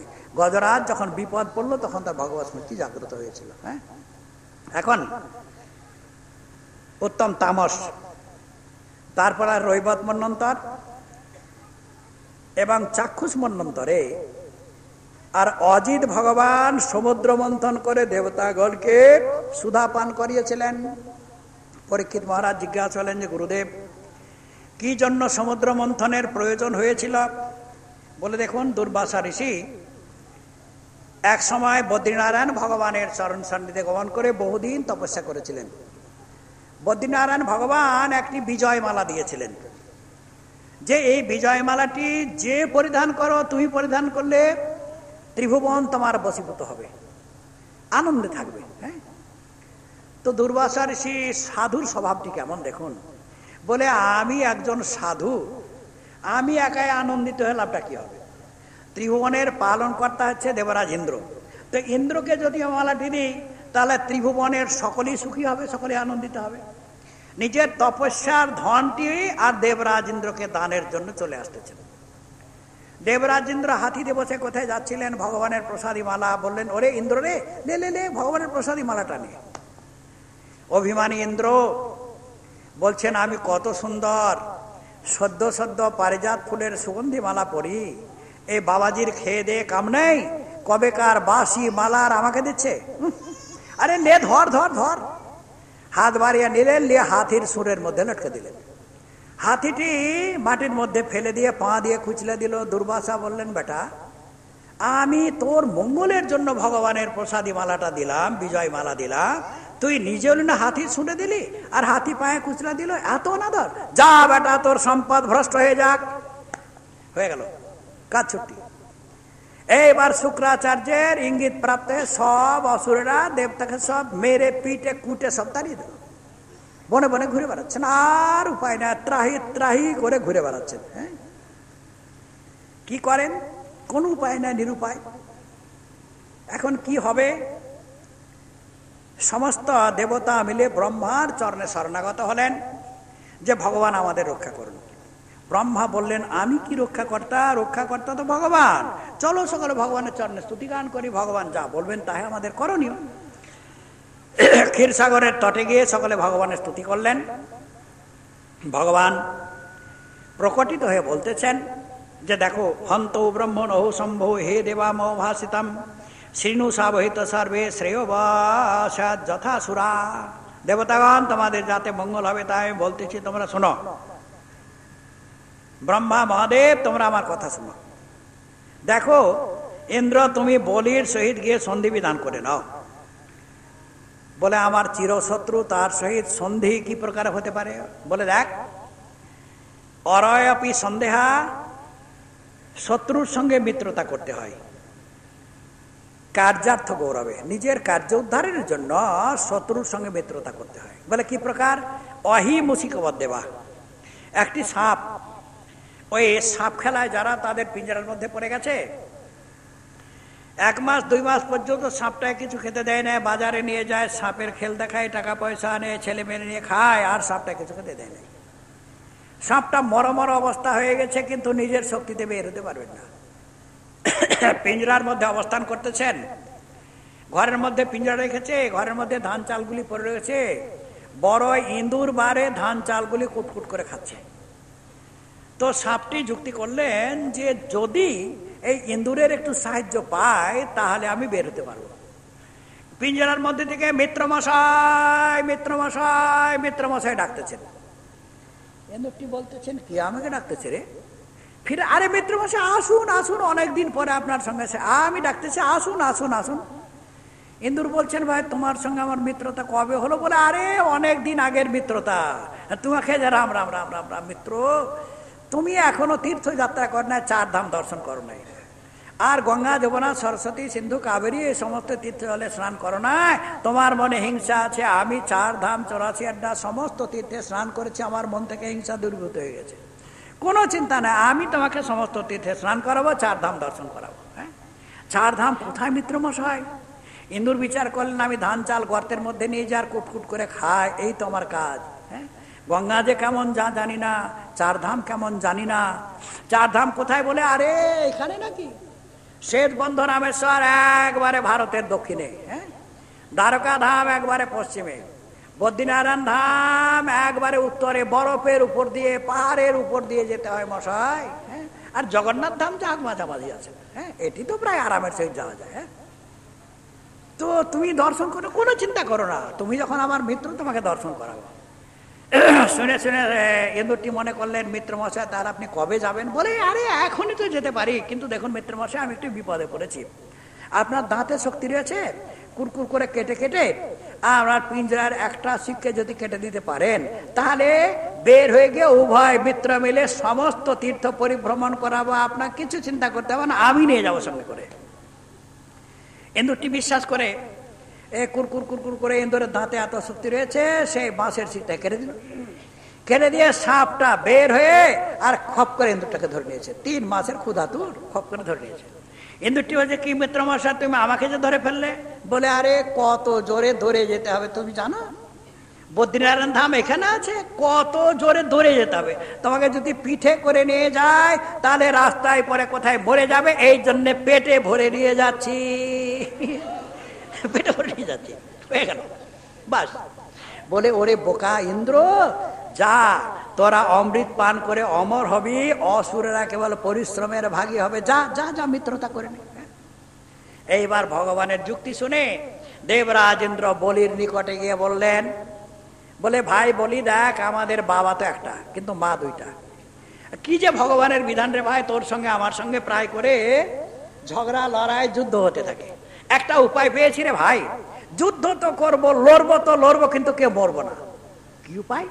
বলে, দেখ, আমরা মন্দর পর্বতকে উৎপাটিত করে ক্ষীরসাগরে ফেলবো, লতা পাতা ফেলে দিয়ে বাসুকি নাককে রশি করে আমরা সমুদ্র মন্থন করবো, তাতে থেকে অমৃত বের হবে। অমৃত পান করে আমরা 2 দলে অমর হয়ে যাব, ভালো হবে না? বলি অসুরের দিকে, কিরে ভাইটি করার হতে দেন, একবার অমর হয়ে যেতে পারলে বেটা দেবতাদের দেখে নেব, আর আমাদের সঙ্গে পারবে নাকি? কোনো মতেই পারো, করুন। এইবারে 2 দলে মিলে মন্দর পর্বতকে উৎপাদিত করে আনতেছিলেন, প্রচন্ড ভারীতে ছেড়ে দিলেন। বহু দেবতা দানব চুরমার হয়ে গেল, সংকল্প ভঙ্গ হয়ে গেলেন। ভগবান প্রকটিত হয়ে অমৃতময় দৃষ্টিতে সঞ্জীবিত করলেন। বাম হাতে করে উঠে গরুরের স্কন্ধে করে ক্ষীরসাগরের তটে নিয়ে আসলেন, ছেড়ে দিলেন। বাসুকি নাগকে বললেন, তুমি ল্যাপটা লাগিয়ে নাও, তোমাকে অমৃতের ভাগ দেওয়া যাবে। বাসুকি নাগ ল্যাপটা লাগিয়ে নিলেন। ভগবান বলতেছেন, আরে বলি, যাও তুমি সর্পের পুচ্ছ ধরো, আর ইন্দ্র তুই মুখ ধর। ভগবানের চালাকিটা বলি বুঝলো না, বলতে, আমি পুচ্ছ ধরবো না। ন গৃহ্ণাম অভয়ং পুচ্ছ অহেরঙ্গ অমঙ্গলম, সাপের পুচ্ছটি অমঙ্গল স্বরূপ, আমি ধরবো না। আমি কিসে কম? আমি মুখ ধরবো। আরে তোরা 2 জনের মধ্যে কাউকে ধরতে হবে তো, যারে ইন্দ্র জাতি জাতি পুচ্ছ ধর। এখন পুচ্ছ তো ধরলো, টানাটানি তো করতেছেন, কিন্তু নিচে কিছু আধার নাই, মন্দর পর্বত একবারে অতল তলে ডুবে যাচ্ছে, কোনো মতে শক্তির দ্বারা ধারণ করতে পারতেছেন না। এই স্থানে শিক্ষণীয় বিষয়টি কি? মনরূপী মন্দারাচল কে যত জ্ঞান যোগের দ্বারা ধারণ করতে ইচ্ছা করেন না কেন, ভগবত আশ্রয় না পেলে মন রূপী মন্দারাচল সংসার সাগরের মধ্যে ডুবে যাবেই। একে কোনো মতেই শক্তির দ্বারা রাখতে পারবেন না। তাহলে জ্ঞান যজ্ঞাদির দ্বারা কোনো মতেই কেউ রাখতে পারবেন না, ভগবত আশ্রয় দিতে হবে। ভগবান কি করলেন? কূর্মরূপ ধারণ করে সেই মন্দরাচল পর্বতকে পিঠে করে উঠালেন। এইবার মন্থন করতে আরম্ভ করলেন, কিন্তু সুধা বের হচ্ছে না। ভগবান বললেন, ওরে বলি, ওরে ইন্দ্র, তোরা মন্থন তো করতেছিস কিন্তু কৌশলটি জানা নাই, দে আমাকে দে, আমাকে দে। বলে তুমি কোথায় শিখলে? বলে কেন, মা যশোদাকে দেখেছি কিভাবে দধি মন্থন করতে হয়, একবার আমার চোখে দেখা, দে আমাকে দে। লীলায় ভগবান দ্বন্দ্ব সুখং গৃহীত। যখন মন্থন করতে আরম্ভ করলেন, হলো কি, সর্বপ্রথমে হলাহল বিষ বের হলো। বিষের জ্বালায় দেবতা অসুর সকলে ত্রাহি ত্রাহি করতে লাগলেন। ভগবান দেখলেন ভক্তের মহিমা বাড়াতে হবে। দেবতাদের বললেন, তোমরা যদি এই বিষ থেকে বাঁচতে চাও তাহলে তোমরা দেবদেব মহাদেবের শরণাগত হও, নচেত তোমাদিগকে কেউ রক্ষা করতে পারবে না। সমস্ত দেবতা বৃন্দ মিলে ভগবান মহাদেবের চরণে শরণাগত হচ্ছেন। কেন? ভোলা বাবাকে ভুলিয়ে ভালিয়ে আর বিষটা খাইয়ে দিব, পরে আমরা অমৃত খাবো। কত চালাক! হ্যাঁ, ভোলা বাবা তো তাকে ফুসলে ফুসলে বিষটা খাইয়ে দেবো, তারপর অমৃত আমরা খাবো। হ্যাঁ, তো আমরাও যদি দেবতার পিছনে পিছনে ভোলা বাবার নিকটে যাই, আরে দেবতারা তো খায় নাই, হ্যাঁ, আর আমরা কি করছি, জ্বলে পড়ে সংসার বিষয়ানলে দিবানিশি হিয়া জলে জোড়াইতে না কই নই উপায়। হ্যাঁ, বিষয় বিষম বিষ সতত খাইনু, শ্রীগৌর অকীর্তন রসে মগন না হইল। তো আমরা যদি দেবতার পিছনে পিছনে ভোলা বাবার কাছে গিয়ে নিবেদন জানাই যে প্রভু আমাদেরও সংসার সাগরের বিষটাকে আপনি খেলেন, আপনি যে প্রেমামৃত আস্বাদন করতেছেন তার এক বিন্দু দিলেই কৃতার্থ হয়ে যায়, তাহলে আমরা পিছিয়ে হটবো না, আমরাও যাব, যাতে বৈষ্ণবানাং যথাসম্ভব একটু প্রেম দিলেই আমরা কৃতার্থ হয়ে যাব। হ্যাঁ, দেব দেব মহাদেব ভূতাত্মন ভূত ভাবনা ত্রাহি না শরণাপন্নম ত্রৈলোক্য দহনাদ বিষাদ। হ্যাঁ, হারা হারা বম বম, হারা হারা বম বম, হারা হারা বম বম, হারা হারা হারা হারা বম বম, হারা হারা বম বম, হারা হারা বম বম, হারা হারা হরা হরা বম বম, হারা হারা বম বম, হারা হারা বম বম, হারা হারা হারা হারা বম বম, হারা হারা বম বম, হারা হারা বম বম, হারা হারা।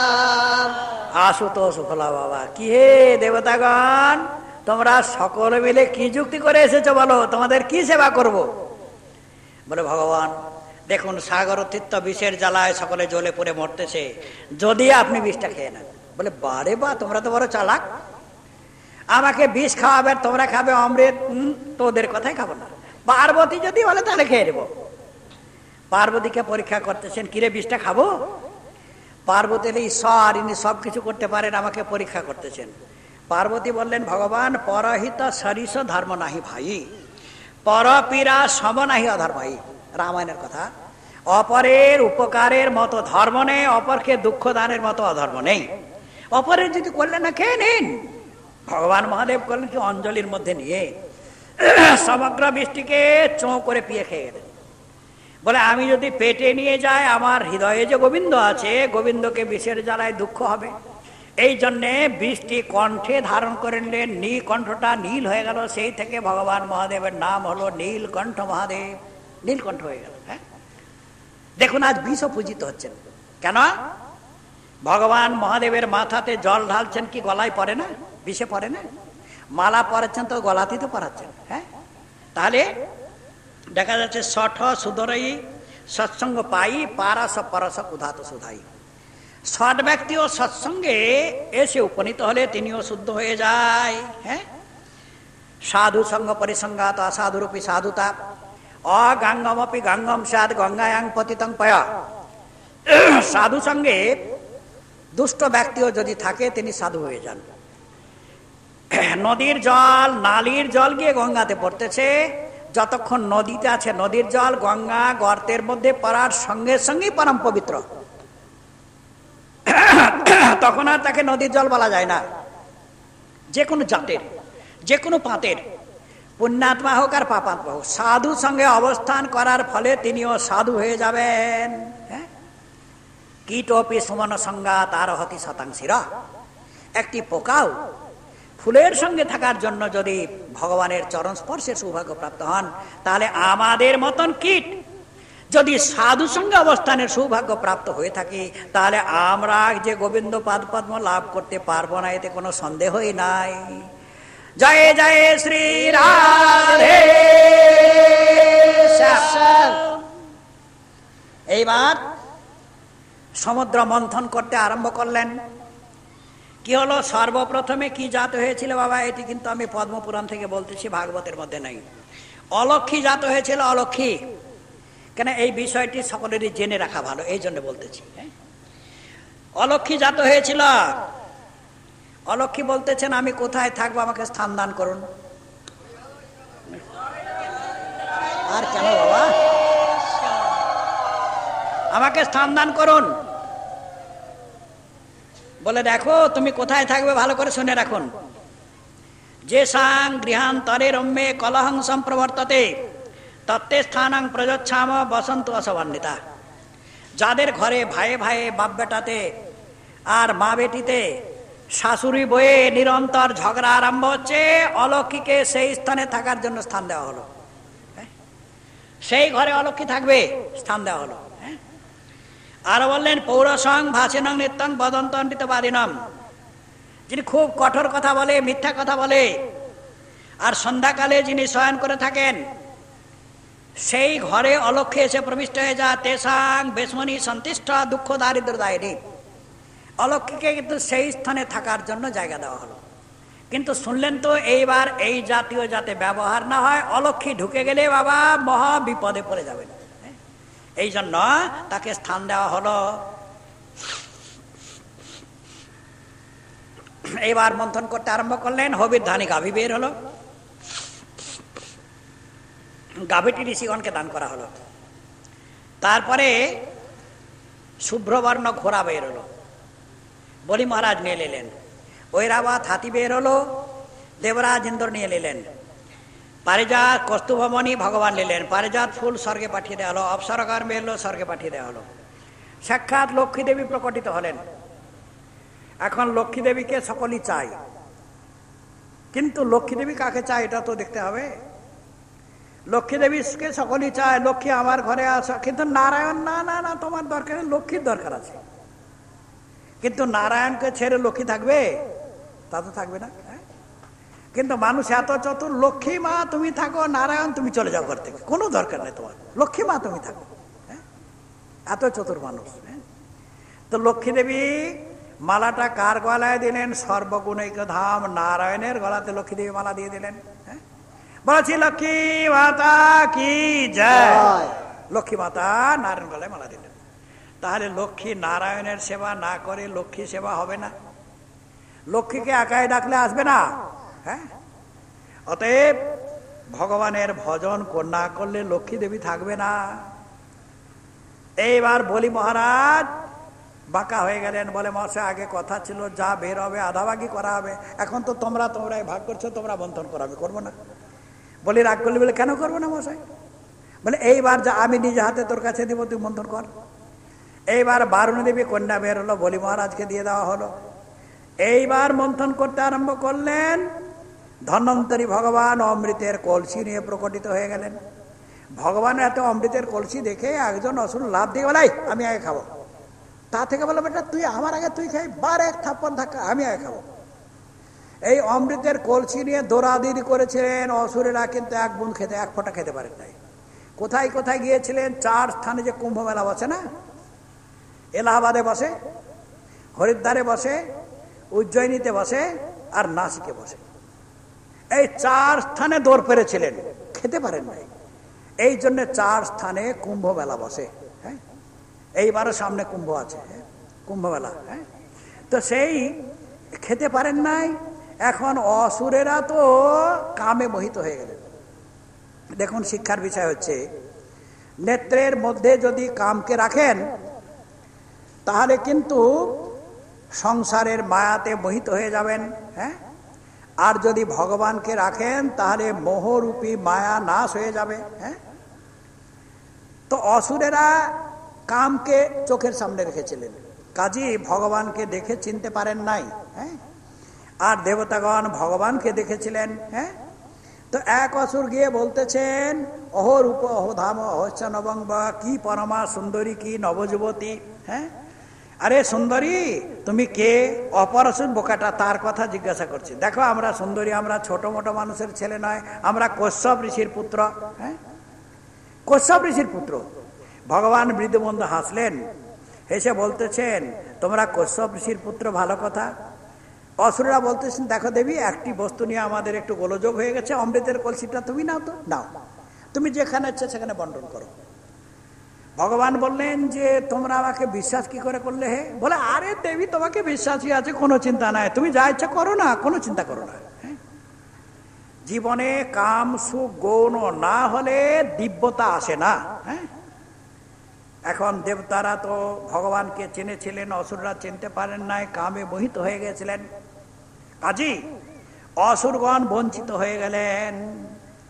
অপর অসুর বলতেছেন যে ওরে ভাই কি করা যায়, ওর হাতে তো দিয়ে দিলি, যদি আমাদের না দেয়? বলে আরে আমাদেরকে বেশি ভালোবাসে, দিবে না কেন?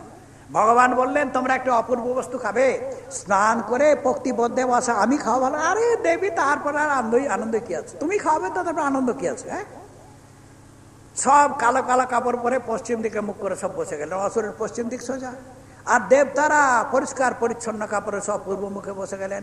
ভগবান বিদমন্দ হেসে অসুরকে মোহিত করে সর্বপ্রথমে ওই দেবতার পক্তিতে চলে গেলেন। যারা মৃত্যু হরণকারী সুধা পান করাচ্ছেন, অসুররা কানাফুসি করতেছে, বলে দেখতো আরে আমাদের দিকে না এসে দেখতো ওই দেবতাদের দিকে চলে গেল। অপসুর বলতেছেন, ওরে বোকা, বুঝিস না, ওপরকার পাতলা পাতলা অমৃতগুলি দুবলা পাতলা দেবতা খাওয়াচ্ছে, খাওয়াতে দে, আমাদেরকে বেশি ভালোবাসে, নিচেকার গাড়া গাড়া অমৃতগুলি খাওয়াবে, খবরদার কিছু বলিস না। স্ত্রী বিবাদ যুগুপ্সায় কিচ্ছু, একবারে পাগল হয়ে গেছেন অসুরেরা। এখন সিংহিকার পুত্র বসেছিল অসুরের দলে, ব্যাপারটা তো ভালো দেখতেছি না, আধকলসি হয়ে গেছে, 33 কোটি দেবতার পঙ্গত, ওই মাথা যেতে যেতে এক ফোঁটাও থাকবে না। কি করি, কালো কাপড় পরে এই গুড়গুড়া মেরে এসে চন্দ্র সূর্যের মধ্যেখানে ঢুকে পড়ে একটা সাদা কাপড় মাথা দিয়ে ঢেকে নিয়ে আর মাথাটাকে নিচু করে দিয়েছেন। ভগবান অমৃত দিয়ে দিয়েছেন হাতে, চোঁ করে খেয়ে গেল। চন্দ্র সূর্য বললেন, প্রভু এটা তো অসুর, ওই দল থেকে মধ্যেখানে ঢুকে পড়েছে, এটা অসুর, অমৃত পান করে নিল। সুদর্শন চক্রের দ্বারা মাথা কেটে দিল ভগবান। এইবার ভগবান নিজের স্বরূপ ধারণ করে নিলেন। হলো কি, মাথা তো কেটে দিলেন, অমৃত পান করেছে, রাহু আর কেতু দুইটা গ্রহ হয়ে গেল। অমাবস্যা পূর্ণিমার দিনে হা করে খেতে যায়, মধ্যেখানে সুদর্শন চক্র রেখে দেয়, খেতে আসতে পারে না। ওই কি তার ছায়াটা চন্দ্র সূর্যের উপরে পড়ে, তখন সেইটিকে আমরা গ্রহণ বলে মেনে নিই। হ্যাঁ, এই গ্রহণ হয়ে যায়।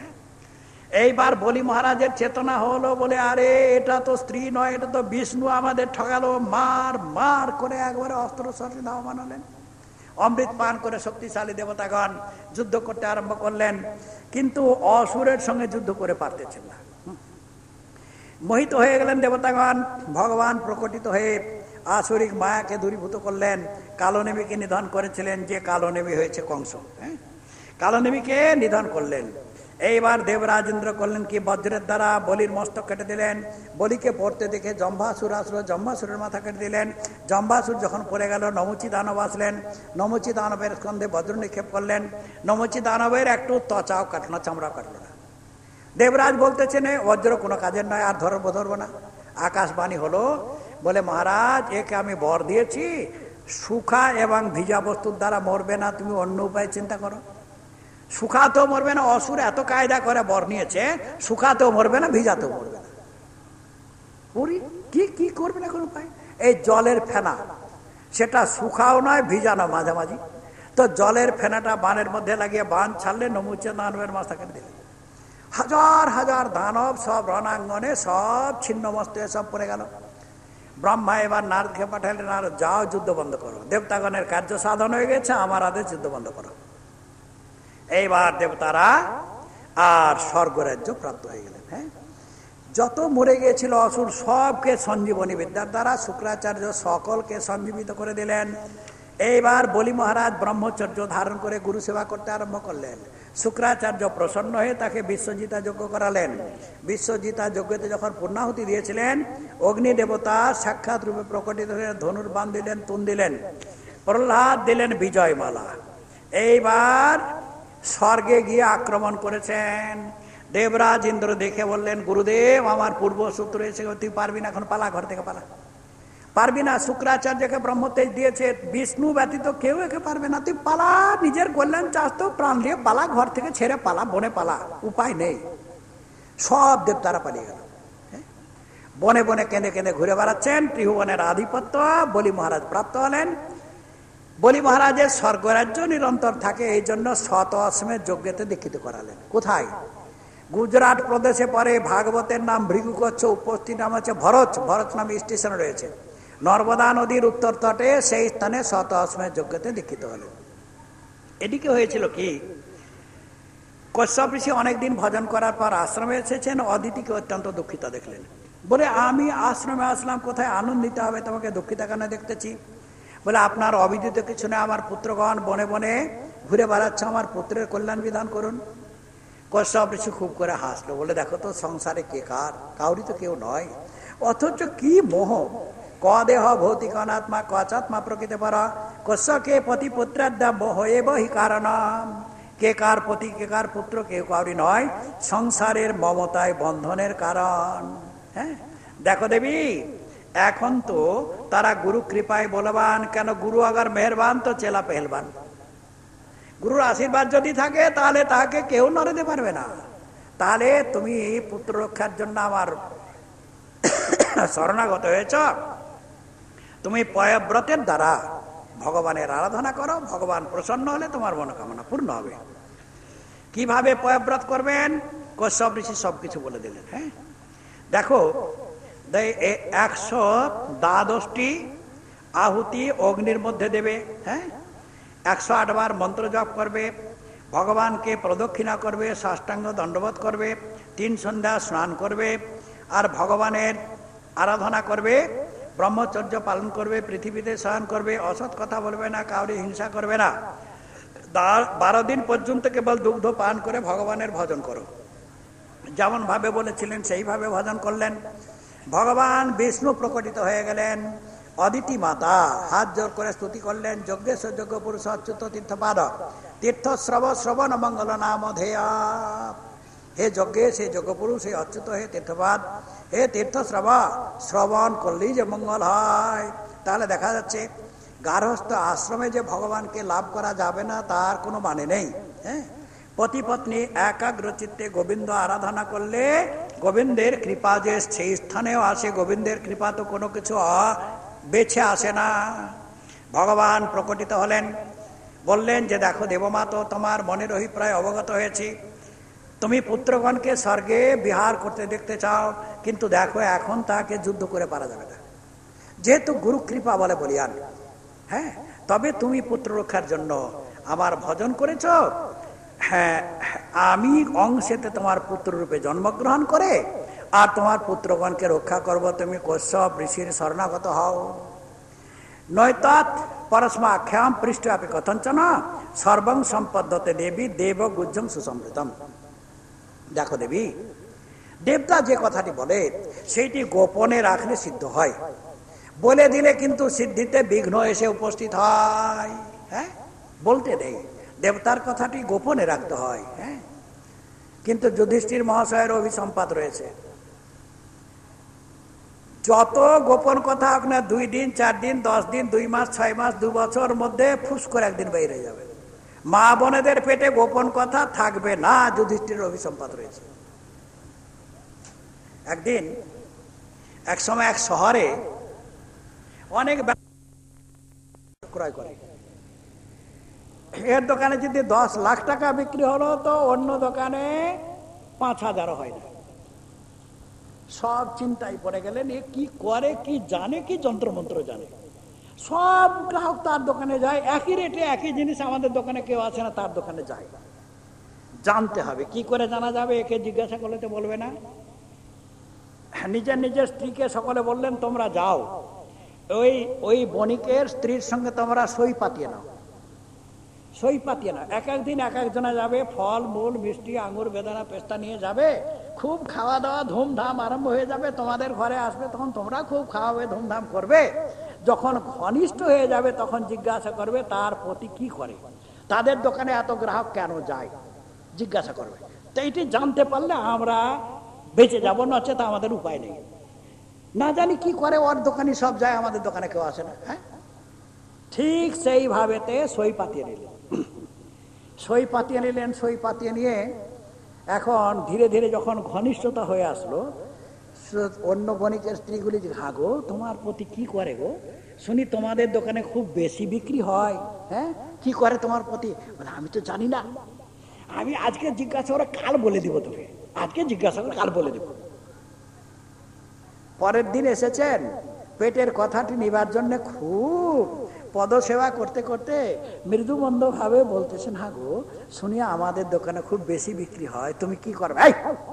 সেটা শুনে তো লাভটা কি, তুই খাওয়া পর আনন্দ কর, সেটা শুনে বলো না, আমি কাউকে বলবো না, কাউকে বলবো না, তুমি বলো, কাউকে বলবো না। আরে সেটা শুনে লাভটা কি হবে? আমি কাউকে বলবো না, তুই বলো, একটু বলো, বলো কি করো তুমি বলো।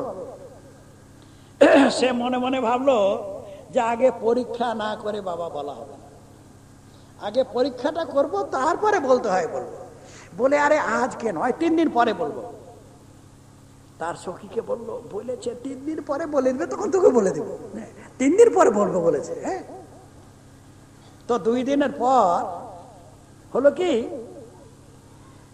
সকালবেলায় বাথরুম পায়খানা থেকে এসে মাথায় হাত দিয়ে কাঁদতে আরম্ভ করলো। কি হলো গো, হাগু কেন কাঁদতেছো? বলো, বড় লজ্জার কথা, আমার পেটের মধ্যে কাকে বাসা করে দিয়েছে। এই পায়খানার সঙ্গে 4-5 খানা কাকের পাখা বের হলো, বড় লজ্জার কথা, খবরদার কাউকে বলিও না। তাকে খবরদার কাউকে বলে দিল। এখন তার সখী যখন এসছে, ওরে জানিস, খবরদার কাউকে বলিস না, আমাদের মানুষটার পেটে কাকে বাসা করে দিয়েছে, 5-7টা, সে বললো পাখায়, বলছে 5-7টা কাকের বাচ্চা বের হয়েছে। ওমা তাই নাকি? বলে হ্যাঁ, 5-7টা কাকের বাচ্চা বের হয়েছে। হ্যাঁ, ও মা, বড় লজ্জার কথা, খবরদার কাউকে বলিস না। সে গিয়ে তার সখীকে বলছে, আর কিছু জানিস? খবরদার কাউকে বলিস না, অমুকের পেটে কাকে বাসা করে দিচ্ছে, 25টা কাকের বাচ্চা বের হয়েছে, খবরদার কাউকে বলিস না। সকলেই খবরদার খবরদার করলেন, অথচ সকলেরই জানাজানি হয়ে গেল। ভগবান বলতেছেন, মাগো পৃষ্ঠাপি কথাচ্ছন, কেউ জিজ্ঞাসা করলো তুমি কোনো জবাব দিও না, বললে কিন্তু কার্য সিদ্ধিতে বিঘ্ন হবে। হ্যাঁ, কাউকে বলতে নেই, ভগবান যেটি নিষেধ করে সেটি বলতে নেই। হ্যাঁ, এদিকে হলো কি ভাদ্র মাস, শুক্লপক্ষ দ্বাদশী তিথি, শ্রবণা নক্ষত্র, মধ্যাহ্নকালে শুভ সময়ে এসে উপনীত হলো। সেই বিজয়া নামে যোগেতে হলো কি ভগবান প্রকটিত হলেন। সর্বপ্রথমে কি প্রকারে চতুর্ভুজ রূপেতে প্রকটিত হয়েছিলেন, চতুর্ভুজ রূপে প্রকটিত হল। চতুর্ভুজ স্বরূপটি দেখতে দেখতে কি হয়ে গেল, 52 আঙুলের বামন দেব হয়ে গেলেন। বলছি বামন দেব ভগবান কি জয়। তং বটু বামনাং দৃষ্টা মোদমান মহর্ষয়। বামন ভগবানকে দর্শন করে সমস্ত ঋষিগণ পরমানন্দকে প্রাপ্ত হলেন। এইবার বামনদেব ভগবানের উপনয়ন সংস্কারের আয়োজন করতেছেন। তস্য উপনয়মানস্য সাবিত্রীম সবিতা ব্রবীত। সবিতা অর্থাৎ সূর্যদেব, সাবিত্রী মন্ত্র বললেন, বৃহস্পতি দিলেন ব্রহ্মসূত্র, মেখলা দিলেন কশ্যপ, এক প্রকার মুজের দড়ি পরানো হয় ওই উপনয়ন সংস্কারের সময়। হ্যাঁ, তারপরে কৃষ্ণা জিন দিলেন ভূমি, ভূমি পৃথিবী দিলেন, দণ্ড দিলেন বনস্পতি, কপিনাচ্ছাদন বস্ত্র দিলেন মাতা, আকাশ দিলেন ছত্র, কমণ্ডল দিলেন বেদগর্ভ, সপ্তর্ষিগণ দিলেন কুশ। হ্যাঁ, অক্ষমালা দিলেন সরস্বতী, আর পত্রিকা দিলেন কুবের যক্ষরাট। ভিক্ষা দিলেন সাক্ষাৎ রূপেতে ভগবতী মাতা ভিক্ষা দিলেন। হ্যাঁ, ভগবতী মাতা ভিক্ষা দিয়েছিলেন। যা কিছু বামন দেবের জন্য এনেছেন, পাদুকাটা স্পর্শ করাবেন না, পাদুকাটা স্পর্শ করাবেন না। আরে ওটা স্পর্শ করাবে না, দাও এখানে স্পর্শ করা ভাগবত।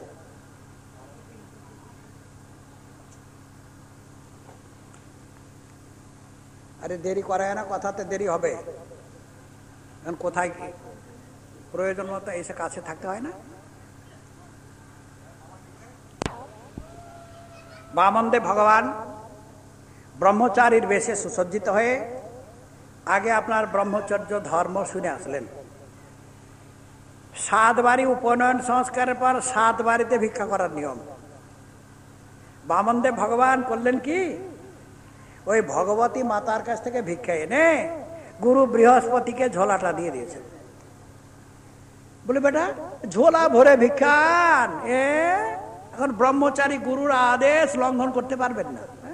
ঝোলা ভরে ভিক্ষান, এতে হবে না, বেশি করে নিয়ে আয়। এখন ঝোলা ভরা ভিক্ষা কোথায় পাওয়া যায় রে বাবা? বড় একজন যজমানের কাছে না গেলে তো পাওয়া যায় না। হ্যাঁ, বামন বনকে কৃষ্ণ মুরারি গয়ে বলি কে দ্বার।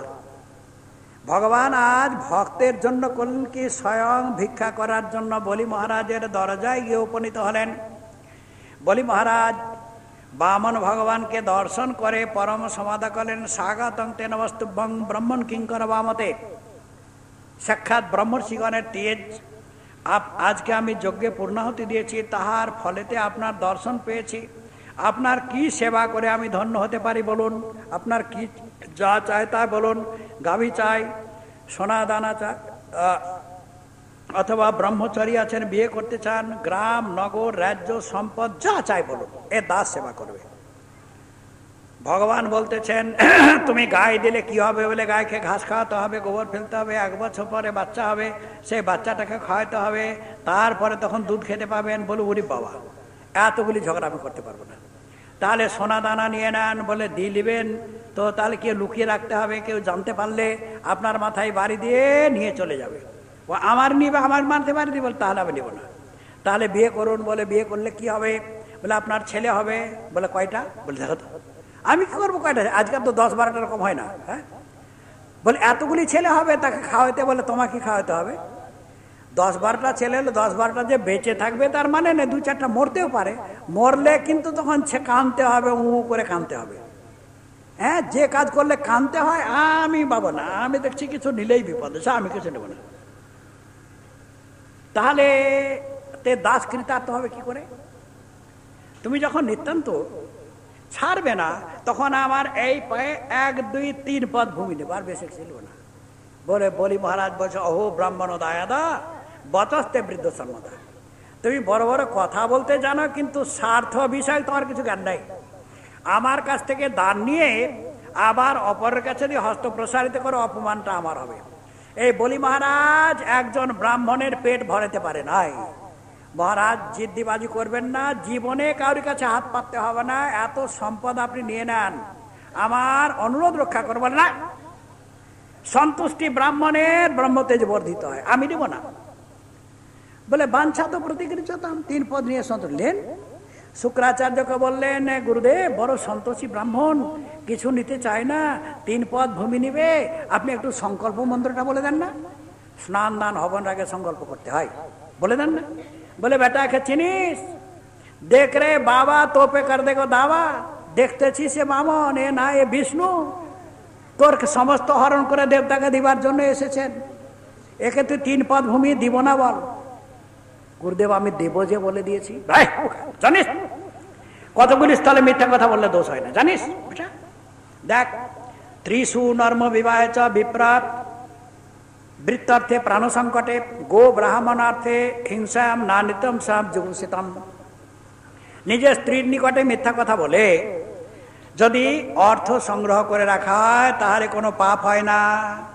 বিবাহে তো মিথ্যা কথা বলতেই হয়, যতই বড় ঘরের হোক না কেন, যতই ছোট, কিছু বেশি করে বলেই। হ্যাঁ, আর প্রাণ সংকটের সময় যদি মিথ্যা কথা বলে প্রাণ রক্ষা হয়, তাহলে মিথ্যা কথা বলতে হয়। হ্যাঁ, তো আপনি বলছেন ঠিক, বিবাহে মিথ্যা কথা বলে। হ্যাঁ, পাত্রপক্ষ পাত্রী দেখার জন্য এসে উপস্থিত হয়েছে। আজকাল তো চায়ের যুগ, খুব করে চাটা খাওয়া হচ্ছে, গল্প স্বল্প হচ্ছে। জিজ্ঞাসা পাত্রী কেমন, বলে আরে অপূর্ব, অপূর্ব পাত্রী, শালেগ্রাম নারায়ণের মতো রূপবতী আর গুণবতী। শালেগ্রাম নারায়ণ দেখেছেন? এখানে মন্দির তো নয়, দেখেন নাই বোধ হয়। শালেগ্রাম নারায়ণের মতো রূপবতী, অর্থাৎ মা কালী হার মেনে যাবে, এত কালো কুচকুচে মেয়ে। বুঝো তো, বুঝো না সম্বন্ধ করো। তো এই প্রকারে বিবাহেতে যিনি দিবেন, যিনি নেবেন, তিনি সেটি দেখে শুনে নেবেন, নচেত বাবা বিপদাপন্ন হয়ে যাবেন, বিপদে পড়ে যাবেন। হ্যাঁ, এই রূপেতে শুক্রাচার্য বিধান তো দিলেন। বলি মহারাজ বলতেছেন যে গুরুদেব, সম্পদ রক্ষার জন্য আপনার বাণীগুলি ঠিক, কিন্তু অনন্ত বিশ্ব ব্রহ্মাণ্ডের সম্পদ ভগবানের, তিনি আমার কাছে রাখতে দিয়েছিলেন। হ্যাঁ, এখন তার প্রয়োজন পড়েছে, তিনি চাইতেছেন, তার বস্তু তাকে দেব না, এটি অন্যায় হবে না গুরুদেব?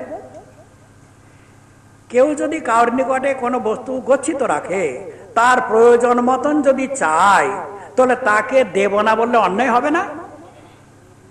শুক্রাচার্য বেটা পণ্ডিত হয়ে গেছে না, যা বেটা তোর সম্পদ ভ্রষ্ট হয়ে যাক, যা। অভিসম্পাদদের রাগ করে চলে গেলেন, রাগ করে তো চলে গেলেন।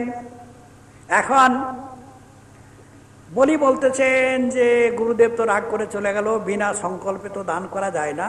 ভগবান বললেন আমি ব্রহ্মচারী হলে সংকল্প মন্ত্র জানি, তুমি দাও, জল ধরো, জল ধরো। ভৃঙ্গার থেকে জল ঢালতেছেন, শুক্রাচার্য মায়াতে ওই নলের মধ্যে ঢুকে বসে আছে। এটি কিন্তু ভাগবতে নয়, বিষ্ণু পুরাণে আছে। বিষ্ণু পুরাণে আছে। হ্যাঁ, তো ওই কুশ একটি ভরে দিলেন নলের মধ্যে, শুক্রাচার্যের দক্ষিণ চক্ষু ফুটে গেল। হায় পড়ে গেলাম, বলে আর না করবে, খবরদার ছেলে মেয়ে ঠাকুরকে কিছু দিচ্ছে না, করবে না বাবা, চক্ষু অন্ধ হয়ে গেলে কেউ দেখতে পারবে না। সংকল্প করিনি। এবার বামনদেব ভগবান আর বামন থাকতে পারলেন না, ত্রিবিক্রম হয়ে গেলেন।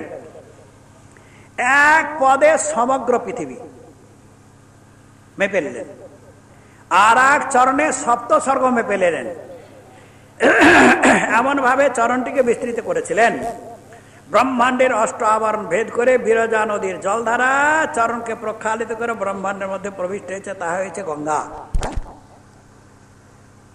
যখন এইভাবে মেপে নিলেন, বলির অনুচরগণ বললে আমাদের রাজাকে সত্য পাশে বদ্ধ করে, আরে বিষ্ণু সমস্ত হরণ করতেছেন, একে মেরে মারতে হবে। অস্ত্র শস্ত্র উঠালেন, ভগবানের পার্ষদগণ তাহাদিওকে তাড়া করলেন, তারা পালিয়ে গেল। গরুর মহাশয় করলেন কি, তাকে বরুণ পাশের দ্বারা বন্ধ করে দিলেন। ভগবান বললেন, বলি তুমি আমাকে 3 পদ ভূমি দেবো বলেছিলে না? বলে হ্যাঁ। তো 2 পদের জায়গা হলো, আর 1 পদের জায়গা দাও।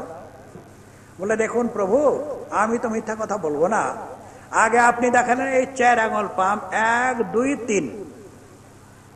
আরে বাবা, বড়র মধ্যে ছোট থাকে সকলেই জানে, কিন্তু 4 আঙুল পা খানা যে এত লম্বা চওড়া হবে আমার তো জানাও ছিল না। যা, এই বলে ছলে কৌশলে যদি কিছু ঠাকুর সেবায় লেগে যায় তো আমার মঙ্গল, লাভটা আমারই হবে। হ্যাঁ, আর ঝগড়া বাঁধাবেন না, আমার আর কিছু না। এই বেটা, তা মানা হবে না, আর 1 পদের জায়গা দিতে হবে তোকে। বলি বললেন যে প্রভু, তুমি আমার সম্পদ নিয়েছো, আমাকে তো দাস রূপে অঙ্গীকার করো নাই, তাহলে আমার মস্তকে তোমার অভয়চরণ দাও। ভগবান বেশ ভালো কথা, তোর মাথায় পা দিচ্ছি। বলি মহারাজের মস্তকে ভগবান নিজের পদার্পণ করলেন। বলি বলতেছেন, প্রভু এবার কিন্তু তুমি সাবধান হও। কেন? তুমি আমাকে চরণ দিয়েছ, আমি তোমাকে মাথা দিয়েছি, এখন কিন্তু পা আমার, তুমি আর এখান থেকে নড়তে পারবে না। হ্যাঁ, তাই নাকি? বলে আর আমি পা ছাড়বো না, তুমি এখান থেকে নড়তেই পারবে না, পা আমার, তুমি যাও। কেমন করে যাচ্ছ? যাও, পা তো আমাকে দিয়ে দিচ্ছ, দিয়ে তুমি আবার হরণ করবে নাকি? হ্যাঁ, দান করে হরণ করলে পাপ লাগবে না? এখন পা আমার, তুমি আর আমার কাছ থেকে নড়তেই পারবে না। ভগবান বললেন, হায় হায়, আমি তো বাঁধা পড়ে গেলাম, কি করি এখন? ভক্তের প্রেমে বাঁধা পড়ে গেলেন। দেখো বলি, হ্যাঁ, তোমার প্রেমেতে আমি বাঁধা পড়লাম, তোমার দ্বারপাল রূপে অবস্থান করব। বৃন্দাবলী বলিকে যখন বন্ধন করে রেখেছিলেন, ব্রহ্মাদি দেবতা বলেছিলেন, বৃন্দাবলী একটি সুন্দর কথা বলেছিলেন, শুনে সকলে আশ্চর্যান্বিত হয়ে গেছিলেন। বৃন্দাবলী বললেন যে প্রভু আমার পতি বড় মূর্খ, এর কিছু জ্ঞান নেই, আমি দান করলাম বলে অভিমান পোষণ করছে। তুমি কোথা থেকে এনেছিলে? অনন্ত বিশ্ব ব্রহ্মাণ্ড শব্দ ভগবানের, তুমি দাতাকে? হে, তুমি দাতাকে? ভগবানের বস্তু ভগবান নিজে নিয়েছে, তুমি আমি দান করেছি অভিমান করতেছ। প্রভুর চরণে শরণ নাও, প্রভুর চরণে শরণ নাও। বৃন্দাবলীর কথা শুনে সকলে চমৎকৃত হয়ে গেলেন। ধন্য ধন্য বৃন্দাবলী, হ্যাঁ, কেমন ভগবান প্রতি বিশ্বাস। শুক্রাচার্য আবার শিষ্যের কল্যাণার্থে বলতেছেন, প্রভু তুমি যজ্ঞেশ্বর, আমার শিষ্যের যজ্ঞে সে উপনীত হয়েছ, তা আমার শিষ্যের যজ্ঞটি অপূর্ণ থাকবে? মন্ত্রত তন্ত্রত ছিদ্রম দেশ ও কালার বস্তুত সর্বং করতে নিশ্ছিদ্র মনু সংকীর্তন। যে কোনো কর্ম করুন, কর্ম করার পরে ভগবত নাম কীর্তন না করলে সে কর্মটি পূর্ণ হয় না। শ্রাদ্ধ করার পরে, বিবাহের পরে, নামকরণের পরে, প্রত্যেকটি কার্যের পরে ভগবান নাম কীর্তনের বিধি ব্যবস্থা দেওয়া আছে। কেন? ভক্তি বিনা কোনো সাধন দিতে না রে ফল, সব ফল দেয় ভক্তি স্বতন্ত্র প্রবল, ভক্তির সহায়তা না হলে কর্মফল দিতে পারবে না। অতএব শুক্রাচ দাও, তুই পূর্ণাহুতি দাও, যজ্ঞ পূর্ণাহুতি দাও। দেখো বলি, এই সাবর্ণ মন্বন্তরে তুমি ইন্দ্র হবে। এখন চলো আমরা সুতল লোকে গিয়ে অবস্থান করি। বৎস প্রহ্লাদ, তুমি আমার দর্শনের অভিলাষী, চলো আমরা সবাই মিলে সুতল লোকে অবস্থান করি।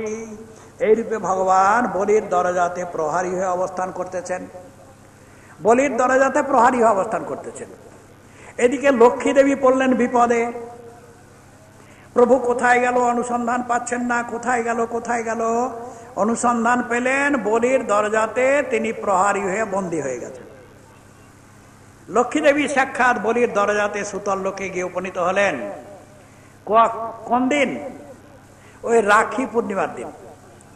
শ্রাবণী পূর্ণিমা, যাকে সৌভাগ্য পূর্ণিমা বলা হয়, সেই পূর্ণিমার দিনে বলির দরজাতে গিয়ে লক্ষ্মী দেবী কাঁদতেছে। প্রহরী জানালেন, মহারাজ আপনার দরজাতে একটি পরমা সুন্দরী রমণী কাঁদতেছে। বলি, মহারাজ বিরাট, কে রে, কে গো তুমি? তুমি কেন কাঁদতেছো? কি চাই বলো, যা চাইবে তাই পাবে বলো। বলে, কিছু আমি চাই না, আমার দুঃখ যে ভগবান আমাকে ভাই দেয় নাই। যদি ভাই থাকতো তাহলে ভাইয়ের হাতে আজ আমি রাখি বাঁধতাম। বলি, মহারাজ বলল যে আমারও তো বোন নেই যে কেউ আমার হাতে রাখি বাঁধবে, তো তুমি আমার ধর্মের বোন হলে আর তোমার আমি ধর্মের ভাই হলাম। লক্ষ্মী দেবী বলির হাতে রাখি বেঁধে দিলেন। যে নবদ্ধ বলি রাজা দানবেন্দ্র মহাবলা তেন তাম প্রতিবদনামি রক্ষ রক্ষ মাচল মাচল, বেঁধে দিলেন। বেঁধে দিয়ে এখন বলি বলতেছেন যে, বোন রে, তোর কি চাই বল, তুই যা চাইবে তাই দিয়ে বল। লক্ষ্মী দিয়ে বলছেন, ভাই রে, আমি অন্য কিছু চাই না, তোমার প্রহরীকে আমাকে দিয়ে দাও, দরজার পাহারাদারকে আমি চাই। বলি মহারাজ বললেন যে বোন নিয়ে যাও। ভগবান এক স্বরূপে বলির দরজায় প্রহরী হয়ে অবস্থান করলেন। একবার রাবণ এসেছিল, এমন একটি লাথ মারলেন, গড়তে গড়তে গিয়ে লঙ্কায় পড়েছিল রাবণ। এইভাবে ত্রিভুবন গ্রহণ করে সমস্ত দেবরাজ ইন্দ্রকে সম্প্রদান করলেন।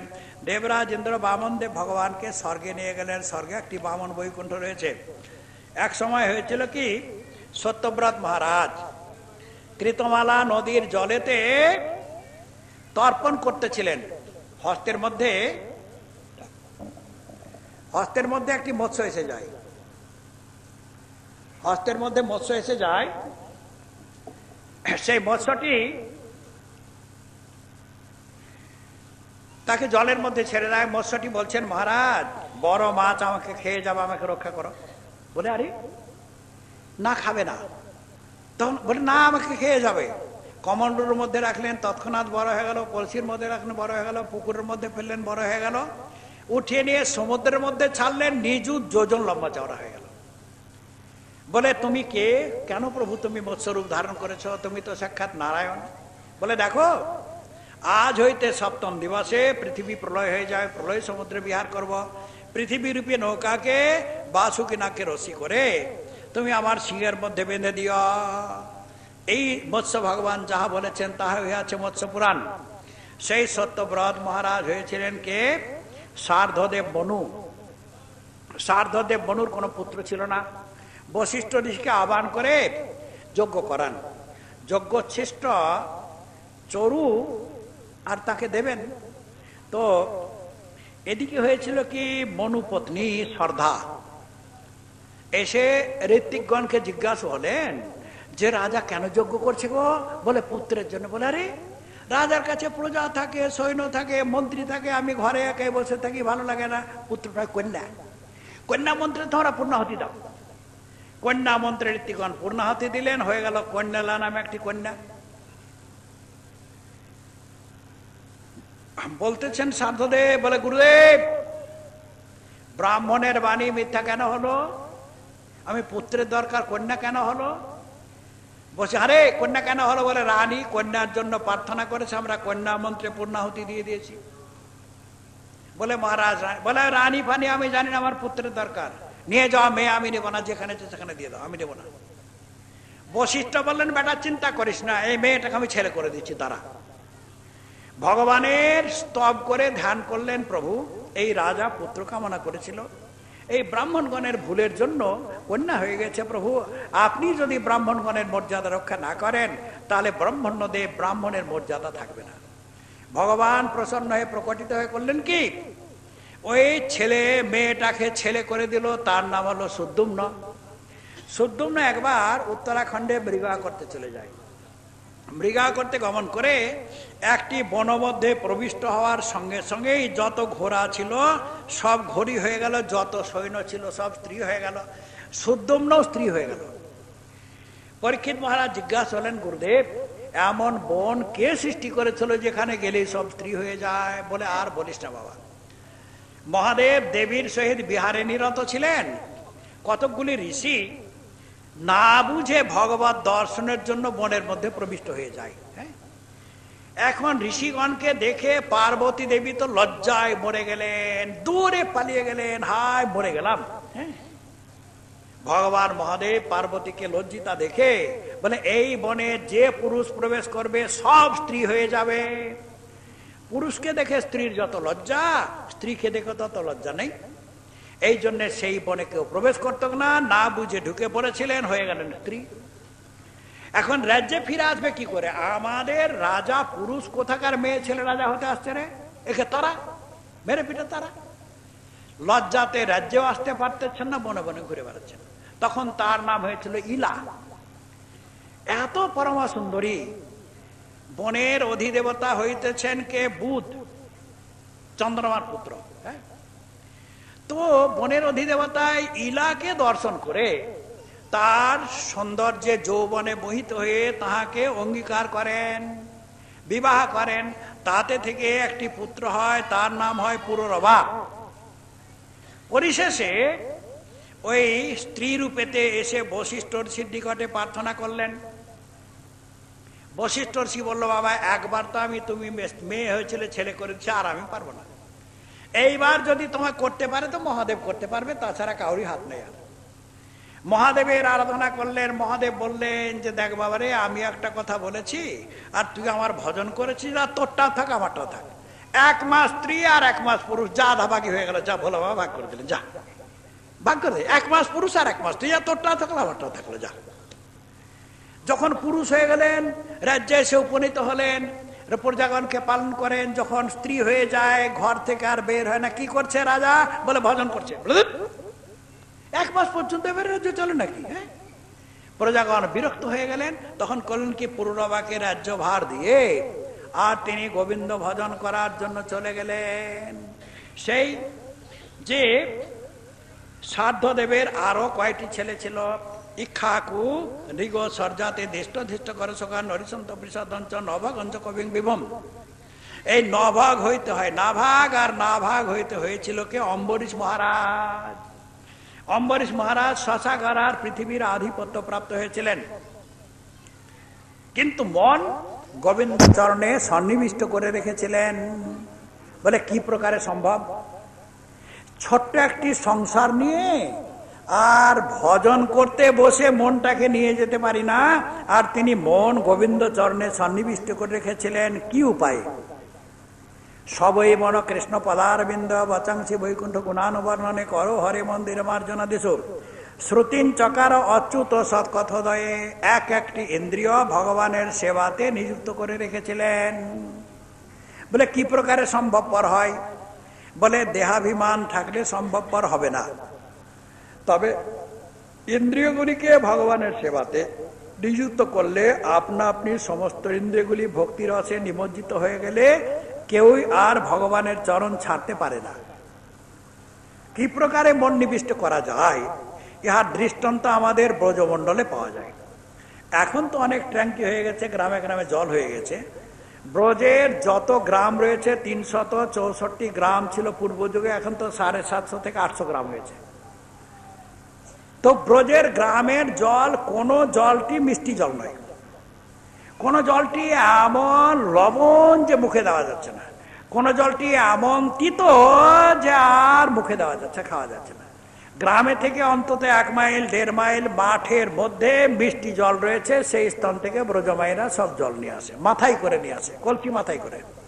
একটা কলসি বড়, তার উপর আর ছোট কলসি মাথায় করে নিয়ে যায়। হ্যাঁ, যাবার সময়তে সেই প্রকারে মাথায় করে তারা যায়, জল ভরে নিয়ে আর গল্প করতে করতে আসে, কার শাশুড়ি কেমন, কার ননদ কেমন, এই গল্প করতে করতে আসে। কিন্তু কলসিটা কেউ ধরে না, কলসি ধরে আনে না, মাথার মধ্যেই কলসিটা থাকে, 2 হাতে গল্প করতে করতে হাসতে হাসতে আসতেছে। তাহলে দেখুন, এই যে কলসি না ধরে থাকলেও কলসিটা কিন্তু পড়ে না। হাসতেছেন, গল্প করতেছেন ঠিক, কিন্তু লক্ষ্য রয়েছে মাথাটা যাতে না নড়ে।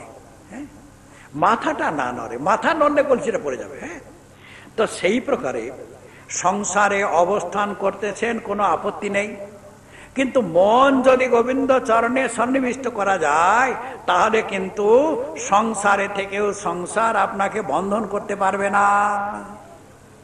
আর যদি মনের মধ্যে সংসার রাখলেন তাহলে তো সংসার সাগরে ডুবে যাবেন, মনের মধ্যে যদি গোবিন্দ রাখলেন তাহলে সংসার সাগর পার হয়ে যাবেন। 2টা রাস্তা, যার যে ইচ্ছা সে সেটি করুন।